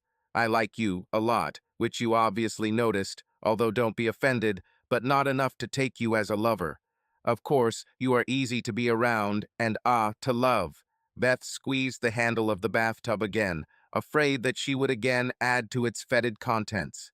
Beth turned on the water to wash away the dirt. Being easygoing shouldn't make me easy in bed, but it was easy for you. I wasn't a complete bitch, but I was enthusiastic, easy. She shook her head. Perhaps not entirely easy. I was needy. Marcus saw the disgust on her face and thanked his lucky stars that it wasn't directed at him. Beth thought for a second. I shouldn't be here. Of course, there shouldn't be a lover here. There shouldn't even be another guy here. I shouldn't have taken this internship. Showing up now, even just with a guy friend, even if you were 5 feet tall and very feminine, would excite people back home that I have a friend here that I haven't told them about. Beth cried until she hyperventilated. But a lover, so fast, after 14 weeks? It almost looks like you were here waiting for me. Her expression changed to panic. Oh, Jesus in heaven, they'll think you were the reason I decided to take the internship to begin with. So that I can live with my lover. Marcus pondered the time. He dated, enjoyed, and left several women during this period of time, and did so more than once. Their differences in expectations baffled him. Other than his sisters and mother, he had never felt half of what Beth felt for Jim. He listened as she started again. If I told them that my male friend was spending the night on the couch, even with the traits I just mentioned, they would wonder what the hell is going on. One of the first things they would ask is what they did to turn me away from them and their way of life. Beth forced herself to calm down slightly. When I told them about the internship, they all asked me, "You don't like what we offer? We built this for you. What we have built contains us. We offer you all of us. Are you rejecting us? Don't you love us?" This is their concern. I'm not sure how I could explain it. I can't explain myself even to myself. I came here to expand my capabilities and become more capable, but this is definitely not what I had in mind or wanted. This is certainly enough to negate any good things that may come from this internship. Let's say again, you're 5 feet tall and you're always talking about dancing and sweaters.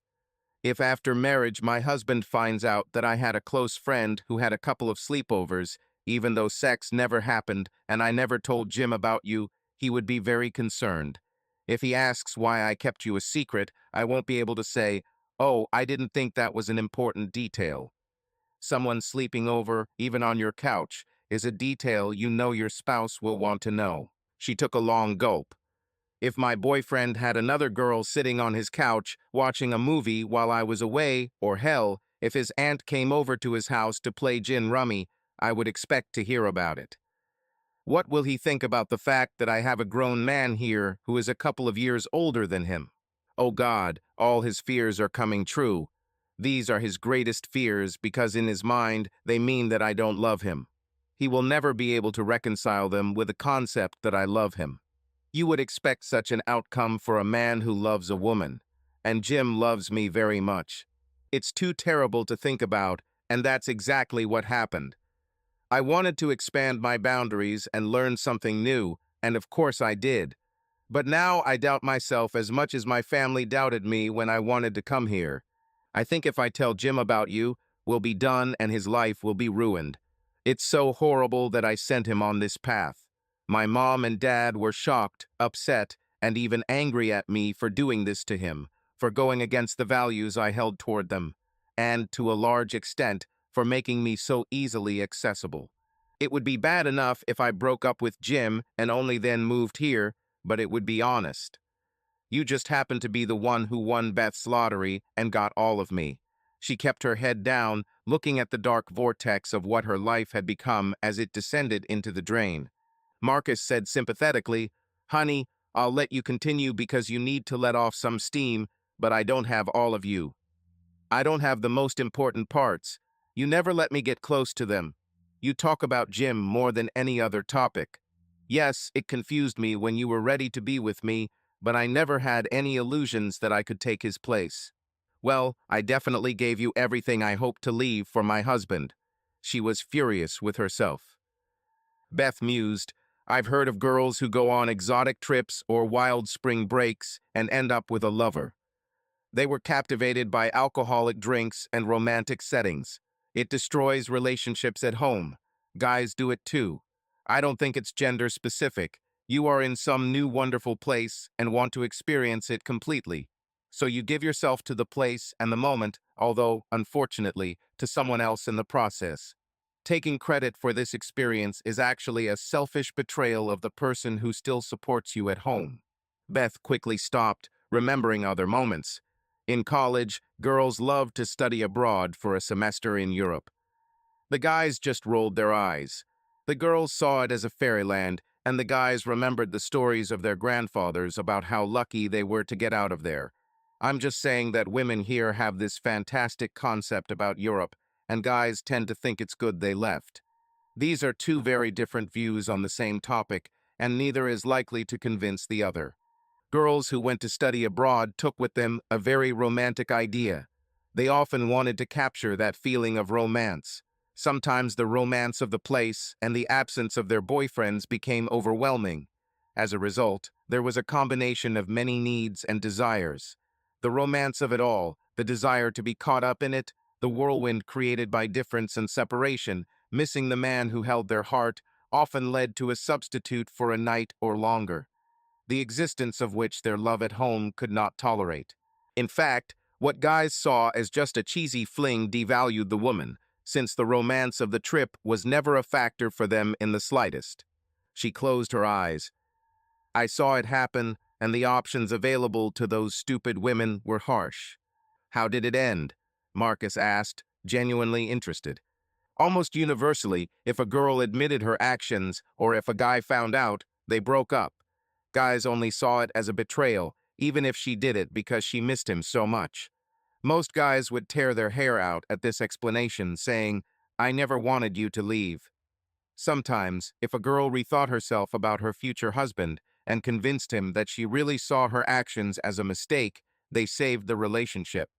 Even in these rare cases, there was huge drama, and it took a long time to get over it. I don't know of a single couple in this situation whose relationship was as strong afterwards as it was before. The husband knew that there were circumstances, especially those that he did not respect, in which she would betray him. They both lived in the hope that she had learned her lesson well enough. And God forbid her if she ever has a sparkle in her eye about that trip or that mistaken affair. It would be a double betrayal. The guy she cheated on would invariably hate her. Other guys would only see her as a selfish liar.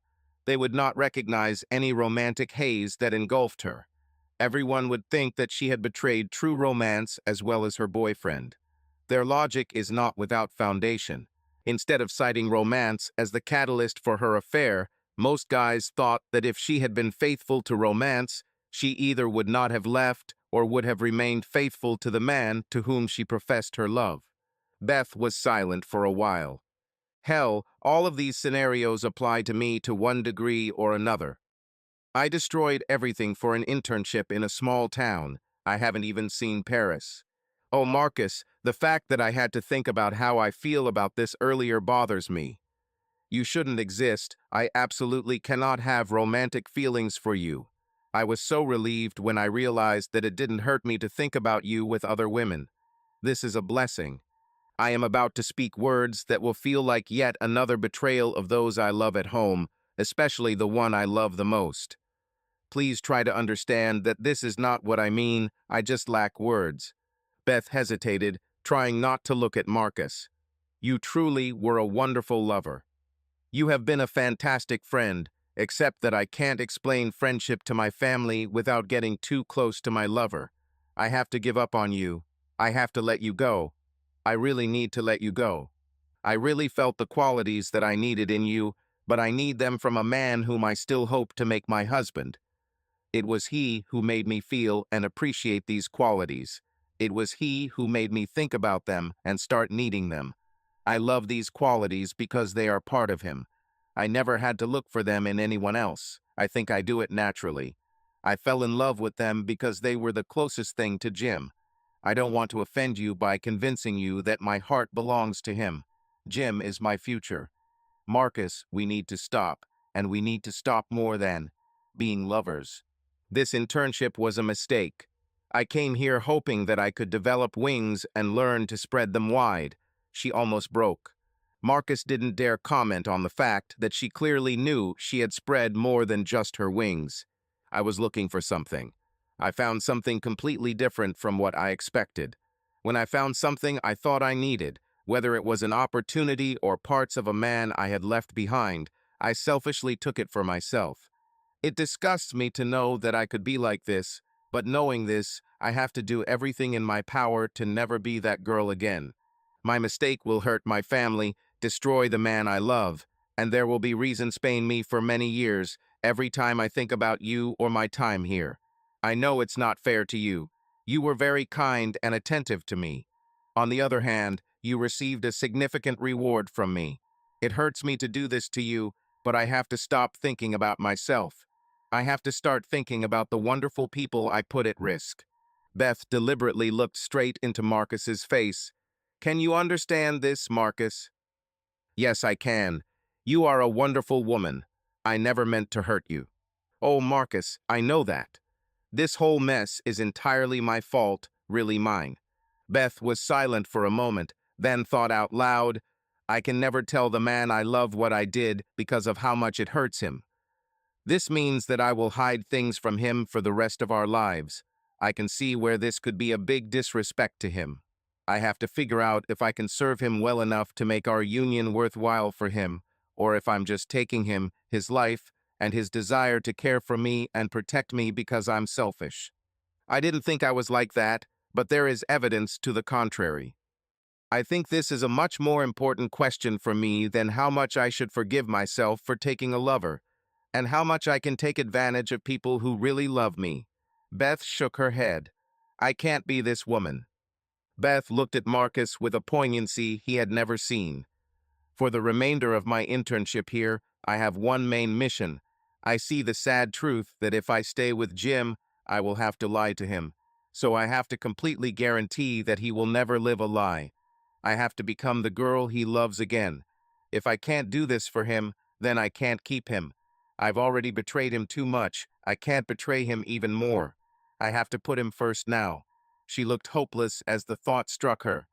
I must be what he needs. She looked at Marcus with a fury that he thought impossible for the quiet, kind girl he thought he knew. I must. Beth ran the last of the bathtub down the drain and turned off the water. She stood up, leaned on the sink, and began to clean herself up after throwing up. Marcus stood behind her, then stepped aside so as not to be too close. He waited for her to come back into the living room and plop down on the couch where she had originally been. Marcus was surprised to see that he was still holding his coffee cup. He unconsciously brought it with him. He drained the remaining contents, although it was still too hot for that. He wondered if he was symbolically taking his medicine in this way. Still standing, he began to lean in to kiss her goodbye, saw her eyes, and changed his mind. It was all over already. He found himself subconsciously rubbing his hands together, knowing he was taking a mental inventory. Did he have everything? He shouldn't accidentally leave something here that could compromise her. Because Beth openly showed her boyfriend as an important part of her life, who she was, he decided to travel light, bringing only items that would fit in his pockets. Marcus always knew he shouldn't have a presence here. Marcus said softly, I think I better leave. But first I'll say something that I hope will help. He made sure he was standing straight, although he didn't know why. It just seemed right, respectful. Beth, I saw sweetness and truth in you, and it made me want to support you. Yes, even protect you. If you doubt that you still have these qualities, don't doubt it. We made a lot of pleasant memories, but I understand that I am in a completely different place than you. Review what you experienced with me and take away everything important to correct your present and return your future to the right path. It pains me to say this, but I think this is the best course. Erase the rest. Just clear it from your mind. After the crisis has passed, consider what you had to leave behind as simply pleasant memories. I really don't like it, so being your friend anymore obviously meant something to me, but I never wanted to ruin your life. I thought I brought fun and stability, not recklessness and instability. I guess what I'm trying to say is, I'm sorry, Beth. Beth looked at him when she realized he was trying to help her again and was about to leave. She saw him move awkwardly. As he raised his eyes hopelessly to the heavens, she realized that this conversation had come at just the right moment. Marcus was beginning to develop feelings for her. Oh, Beth, if somehow you and Jim don't work out, I would be glad to create something deeper and greater with you, maybe something for life. Marcus was shocked to hear him say those words, even more shocked to realize that he might mean it. Beth frowned. She couldn't consider that possibility. She already had something deeper. He shrugged. I'm making you worse by trying to make you better. I really think you're a good person, Beth. I'm not just saying this. You need to remember that when you deal with what you did to the people you love most, I won't cause you any trouble. I won't hide. At work, I will only talk to you if you contact me. I'm not being rude. I just think it's best if you decide the extent of our interaction. Marcus was still searching for how to say something, how to set the right tone with the remaining time. It wasn't cheap or vulgar on my part. I think that even if you didn't have the complication of loving another man, it would have meant more to me than to you. This is not a sarcastic comment. I am simply explaining that in the future, as long as I remain silent in the shadows, contrary to what I recommended to you, I will never forget a single precious memory that we created. This is something new for me, and I thank you for it, Beth. He stood awkwardly, shaking a cup of coffee in his hand. I'm going to leave now. I know this part of us is over. I won't expect you to acknowledge me at work. I would be happy to have you as a good friend, but it is entirely your choice, and I will never think less of you for how you choose to treat me now. He felt he had to say something more, perhaps something to take the weight off her. The best thing he could do to make her feel better was to leave, and that seemed terrible. I think I'm rambling now, but this might help you find the context you're looking for. Internships are for learning. I think you've learned your lessons, Beth, good and bad. He added quietly, although not on purpose, you've given me a lot to think about, Beth. I hope this changes me. I feel like I should say a lot more, but I think it will only hurt you, so I'll just say goodbye and take care. Marcus headed towards the door. He stopped and placed his mug on the counter. It seemed oddly symbolic. He checked his pockets again. He had everything. He didn't look back as he closed the door behind him. 15th Saturday. This weekend Jim came to see Beth. She tried to take him to those places that only the two of them had discovered. She pressed herself especially tightly against Himco and was so passionate in bed that she cried. She was trying to calm herself down after making passionate love to him, putting her whole being into it when Jim asked, Beth, what happened, honey? She burst into tears, but did not completely lose control. She owed Jim this and an explanation. That's it, all wrong. Now she gave vent to tears. He sat down and pulled her into his lap. She curled up into a ball, settling into him. He seemed so big, she felt so protected. Jim, I was also confused about taking this internship. She was great. I learned business techniques that will be very useful to me, but it never made sense to come here just for that. The best I could understand then was that I wanted to become more worthy.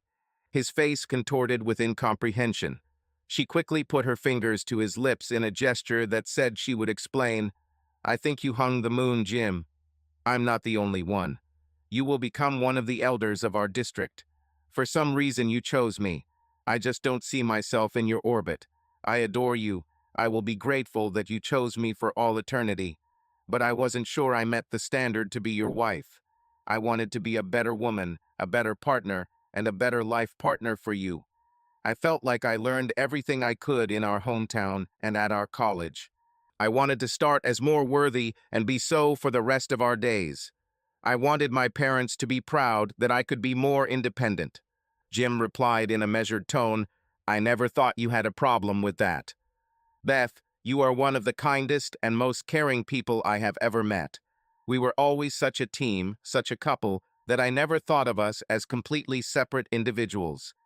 Then he added with great regret, well, not until recently. This made Beth sob. He added, trying to reassure her, I just mean that we grew up together, growing up. If I thought about something, it was always in the context of having you around me or how it would affect you. I'm not complaining, on the contrary, I consider it a huge blessing. This kind of union is something that most people may never know. There was a serious note of apologetic panic in her voice. But you are the leader of the team. Almost any team you join. I'm proud of you for this.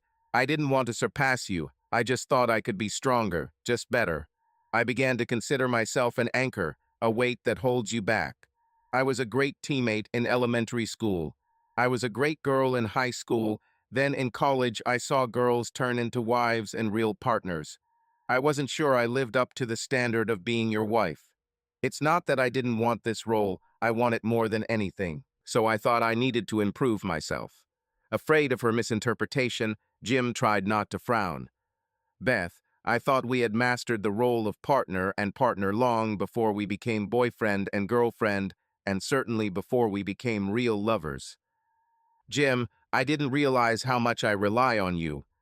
Once I realized this, I was ultra aware of how much I depend on you to lead. Honestly, I knew I was following your example, but I had no idea how much until I came here. She said, noting the irony, to help me develop more independence.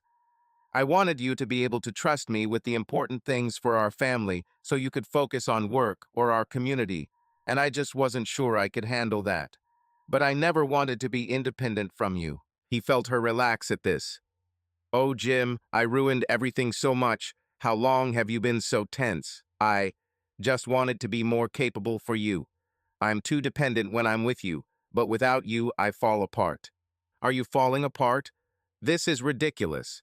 Most people from our city would not be able to win this internship, and most would not have the courage to accept it. This surge of pride in her stunned Beth, she had to dissuade him. But I'm falling apart. It's much worse than, in fact, it's as bad as it can be. She paused before revealing in her grief the secret that would destroy him. Jim felt that Beth had become small. She was so tiny, it crushed her. Although he was glad that she seemed to be coming back to him and finally explaining why she wanted to leave. She hurt him by making him feel like she had outgrown him. His pain didn't matter now. Beth was suffering. He couldn't let it hurt her. Listen to me, Betty. This is nonsense. Even if you told me to take you home today, you've already done more than most just by coming here. Beth looked at him, two thoughts echoing in her mind. He's proud of me. He thinks I was strong for coming here. It was a reinforcement of epic proportions, and he said he would take her home. Home, it seemed like he meant home with him. She felt so cut off from it. She betrayed it in so many ways, she became so completely lost. She relied on Jim to take her home with him. She didn't lose it. I always want to reach out to you, Jim. I just thought it would be better for us if I didn't lean on you so much. You lead in almost every aspect of our lives. I know that over time, as you depend on me to run our home and raise our children, things will become much more equal, but I like to follow your example. I thought it must be a terrible burden for you to always be strong and lead, even with me. I wanted to strengthen myself so that you could lean on me in some moments. I got this opportunity with an internship. Besides having business acumen, I wanted to come here and prove to myself that I could do it. It was really about overcoming my fears.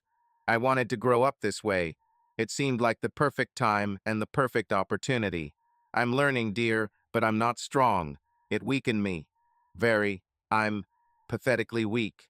Jim wanted to say something to calm her down. Beth stopped him by placing her fingers on his lips again. It was a terrible, terrible mistake. I hate it here. I can't handle this, but I want to try to fulfill my obligations to the company for offering me the internship. I can get the job done, but if I don't have you to focus on me, I get lost in everything else. She started crying again.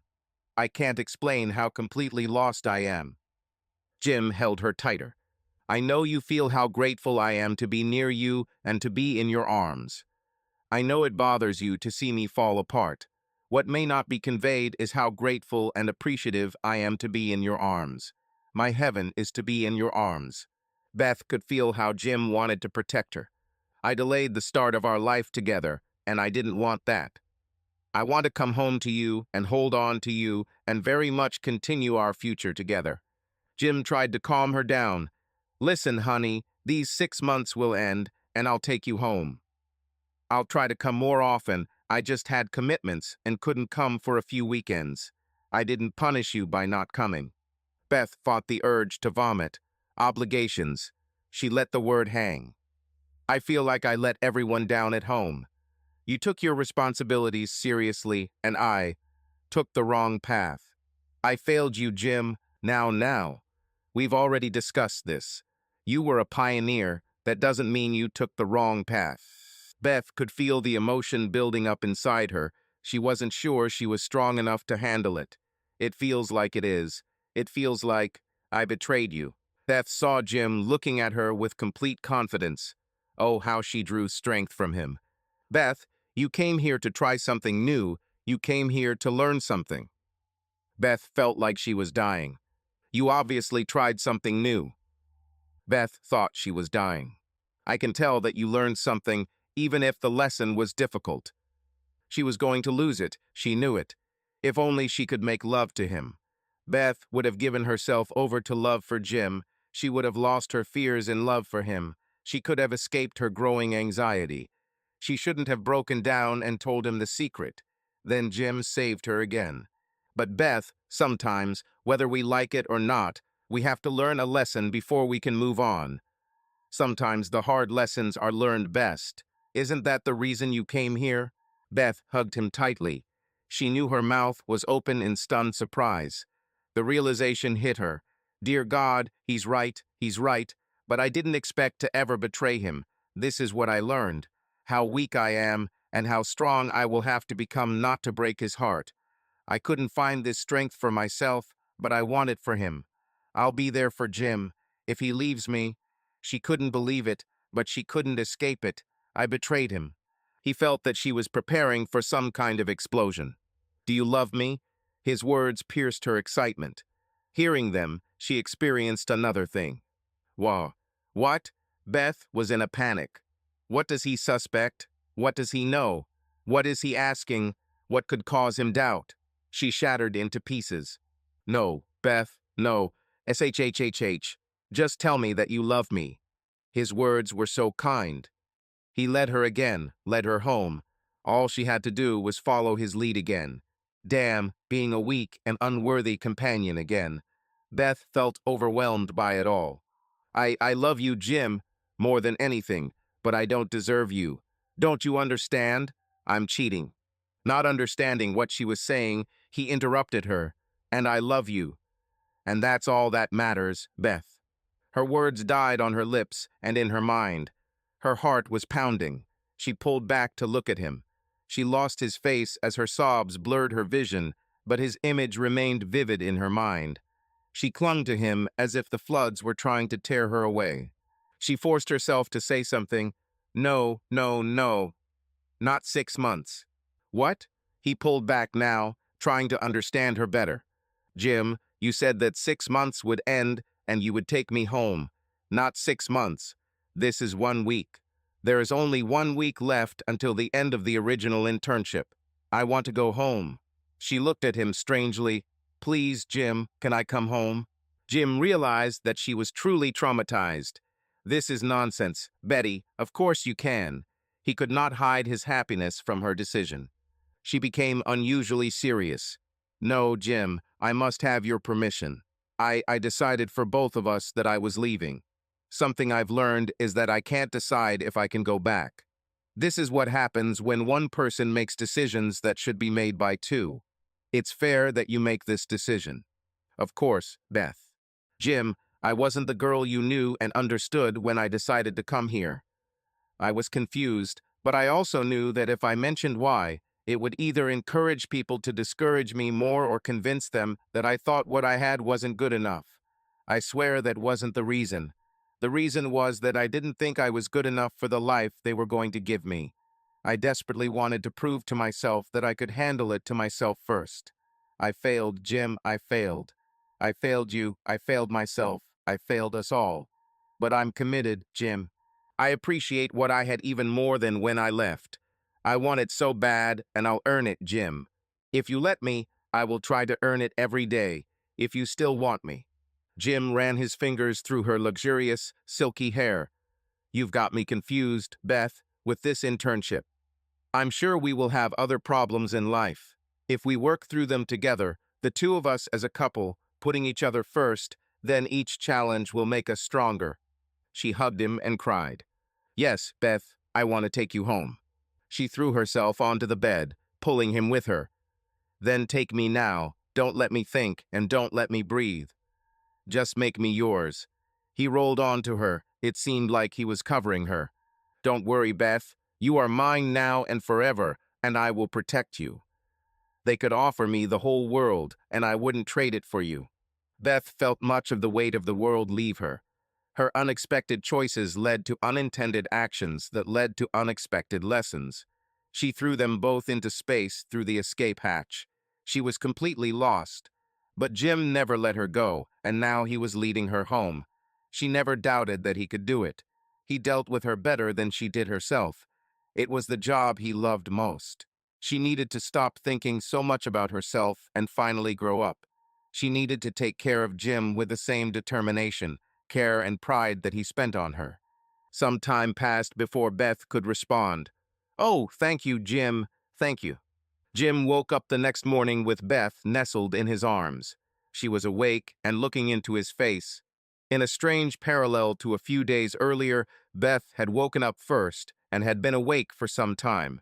She gave him a little time to get used to it, then asked softly, I was thinking, since we are nearing the end of the internship, maybe we should pack some of my things to take home with you this weekend. It will ease the pressure for next week. I want to go home, but we would have to spend the whole weekend in the car, making 2 trips. Also, all those captaincy positions you turned down and teams you abandoned. I know there are seasons already, but do you think you could go back to some of them? He thought about it, knowing that the playoffs were already in full swing. You know, maybe it's better to sign up for the fall leagues. But it's not so prestigious. Beth was adamant. Corner P. Jim's face grimaced as he thought about it.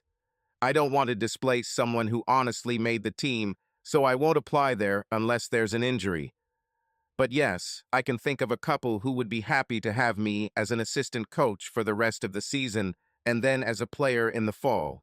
Beth was not satisfied. What about captaincy? Can you still get it? You deserve to be captain.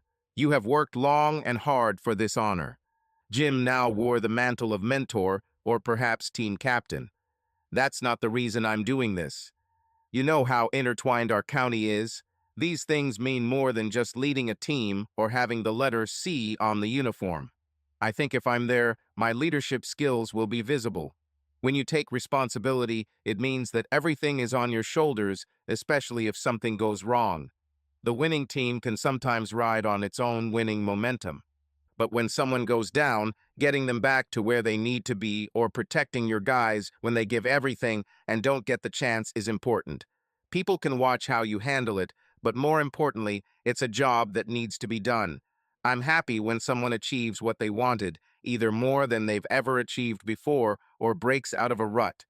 Of course, it's personally gratifying, but what's more important is that that person's life improves. Beth studied Jim carefully. He was a better leader than she realized. Do you think they notice it? Isn't it more important to win? Victory is important, but people are more important. Sometimes it is more important to let them know that they can win than the victory itself. Anyone can accept a trophy, but we all need someone to help us get up when we're down. This is another form of victory, Beth. She looked at him for a long time. Sometimes it is more important to be a team player than to win. I never want to diminish the meaning of victory. She is extremely important. Perhaps I should say that there are different ways to win. I think people notice that. He sighed. We must make the most of the opportunities available to us, and not regret those we do not have. Beth had a funny idea. She didn't seem like one of her own, she just appeared. She knew that people were watching those below them, and sometimes if they handled it with dignity and determination, no matter the circumstances or the outcome, those watching were energized to make the necessary changes in their own lives. She was sure people were looking at Jim. She changed his trajectory. People saw him give up something he had worked hard for to support her.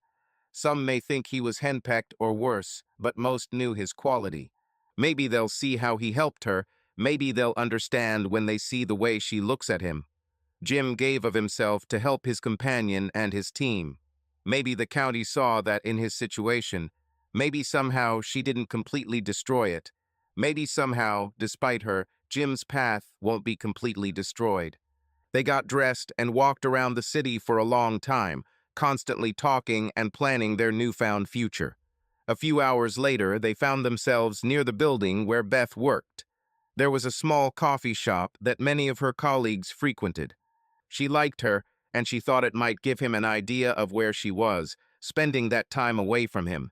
It was a weekend. She thought it would be safe not to run into colleagues here. She did not want to subject him to work conversations. To be honest, she didn't want to share it now. Beth dragged Jim to the cafe, smiling at him all the way. They ordered and sat down at a table to the right of the entrance. Beth sat on a bench along the wall, and Jim sat with his back to the door on a chair opposite, so that they could look at each other while talking.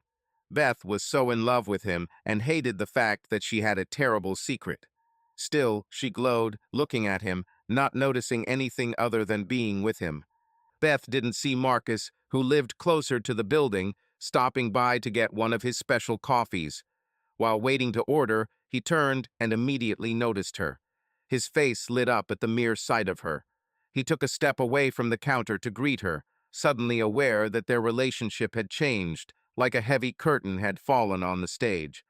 Marcus then realized that Beth was with her boyfriend, who was looking into his mug while telling some story that made him laugh. Beth was engrossed in it, motivated much more than just hearing a funny story. Marcus watched Beth's eyes as they looked at her boyfriend. She drank him in with her eyes and thirsted for more. Marcus felt his lips tighten. Beth had never looked at him like that, not even in that poignant moment when she said she had to be the woman her man needed her to be. Marcus saw in her eyes her great love and gratitude for Jim, and yes, because he knew what to look for, a great sense of guilt. Then there was something else, sadness. Then Beth's eyes lit up with that gratitude and love again. Marcus felt his lips tighten even more. Beth was just beaming about it. She loved Jim so much. Marcus thought about it, a good girl striving to be the best, pushing herself too far beyond her limits. He misinterpreted the signals, thinking she wanted something else when she just wanted to improve herself. He thought he was protecting her, keeping her fragile sides from harm, supporting her. Lord, he thought, she needed to protect herself from men like me. At least he was kind and caring. The user would have ruined the couple. He looked at the man sitting with Beth. His lips pursed even more tightly. Yes, the user would destroy them, forcing her beyond her ability to keep her mistake a secret. He looked at the man. He was powerfully built and radiated a confidence that others could feel. The man who treated Beth badly would probably pay with his life. Marcus saw Beth's cascade of decisions in a different light. He understood her decision, even respected it. What he saw now was a crystallized vision of what this poor woman would go through for years while keeping a terrible secret. The damage had been done.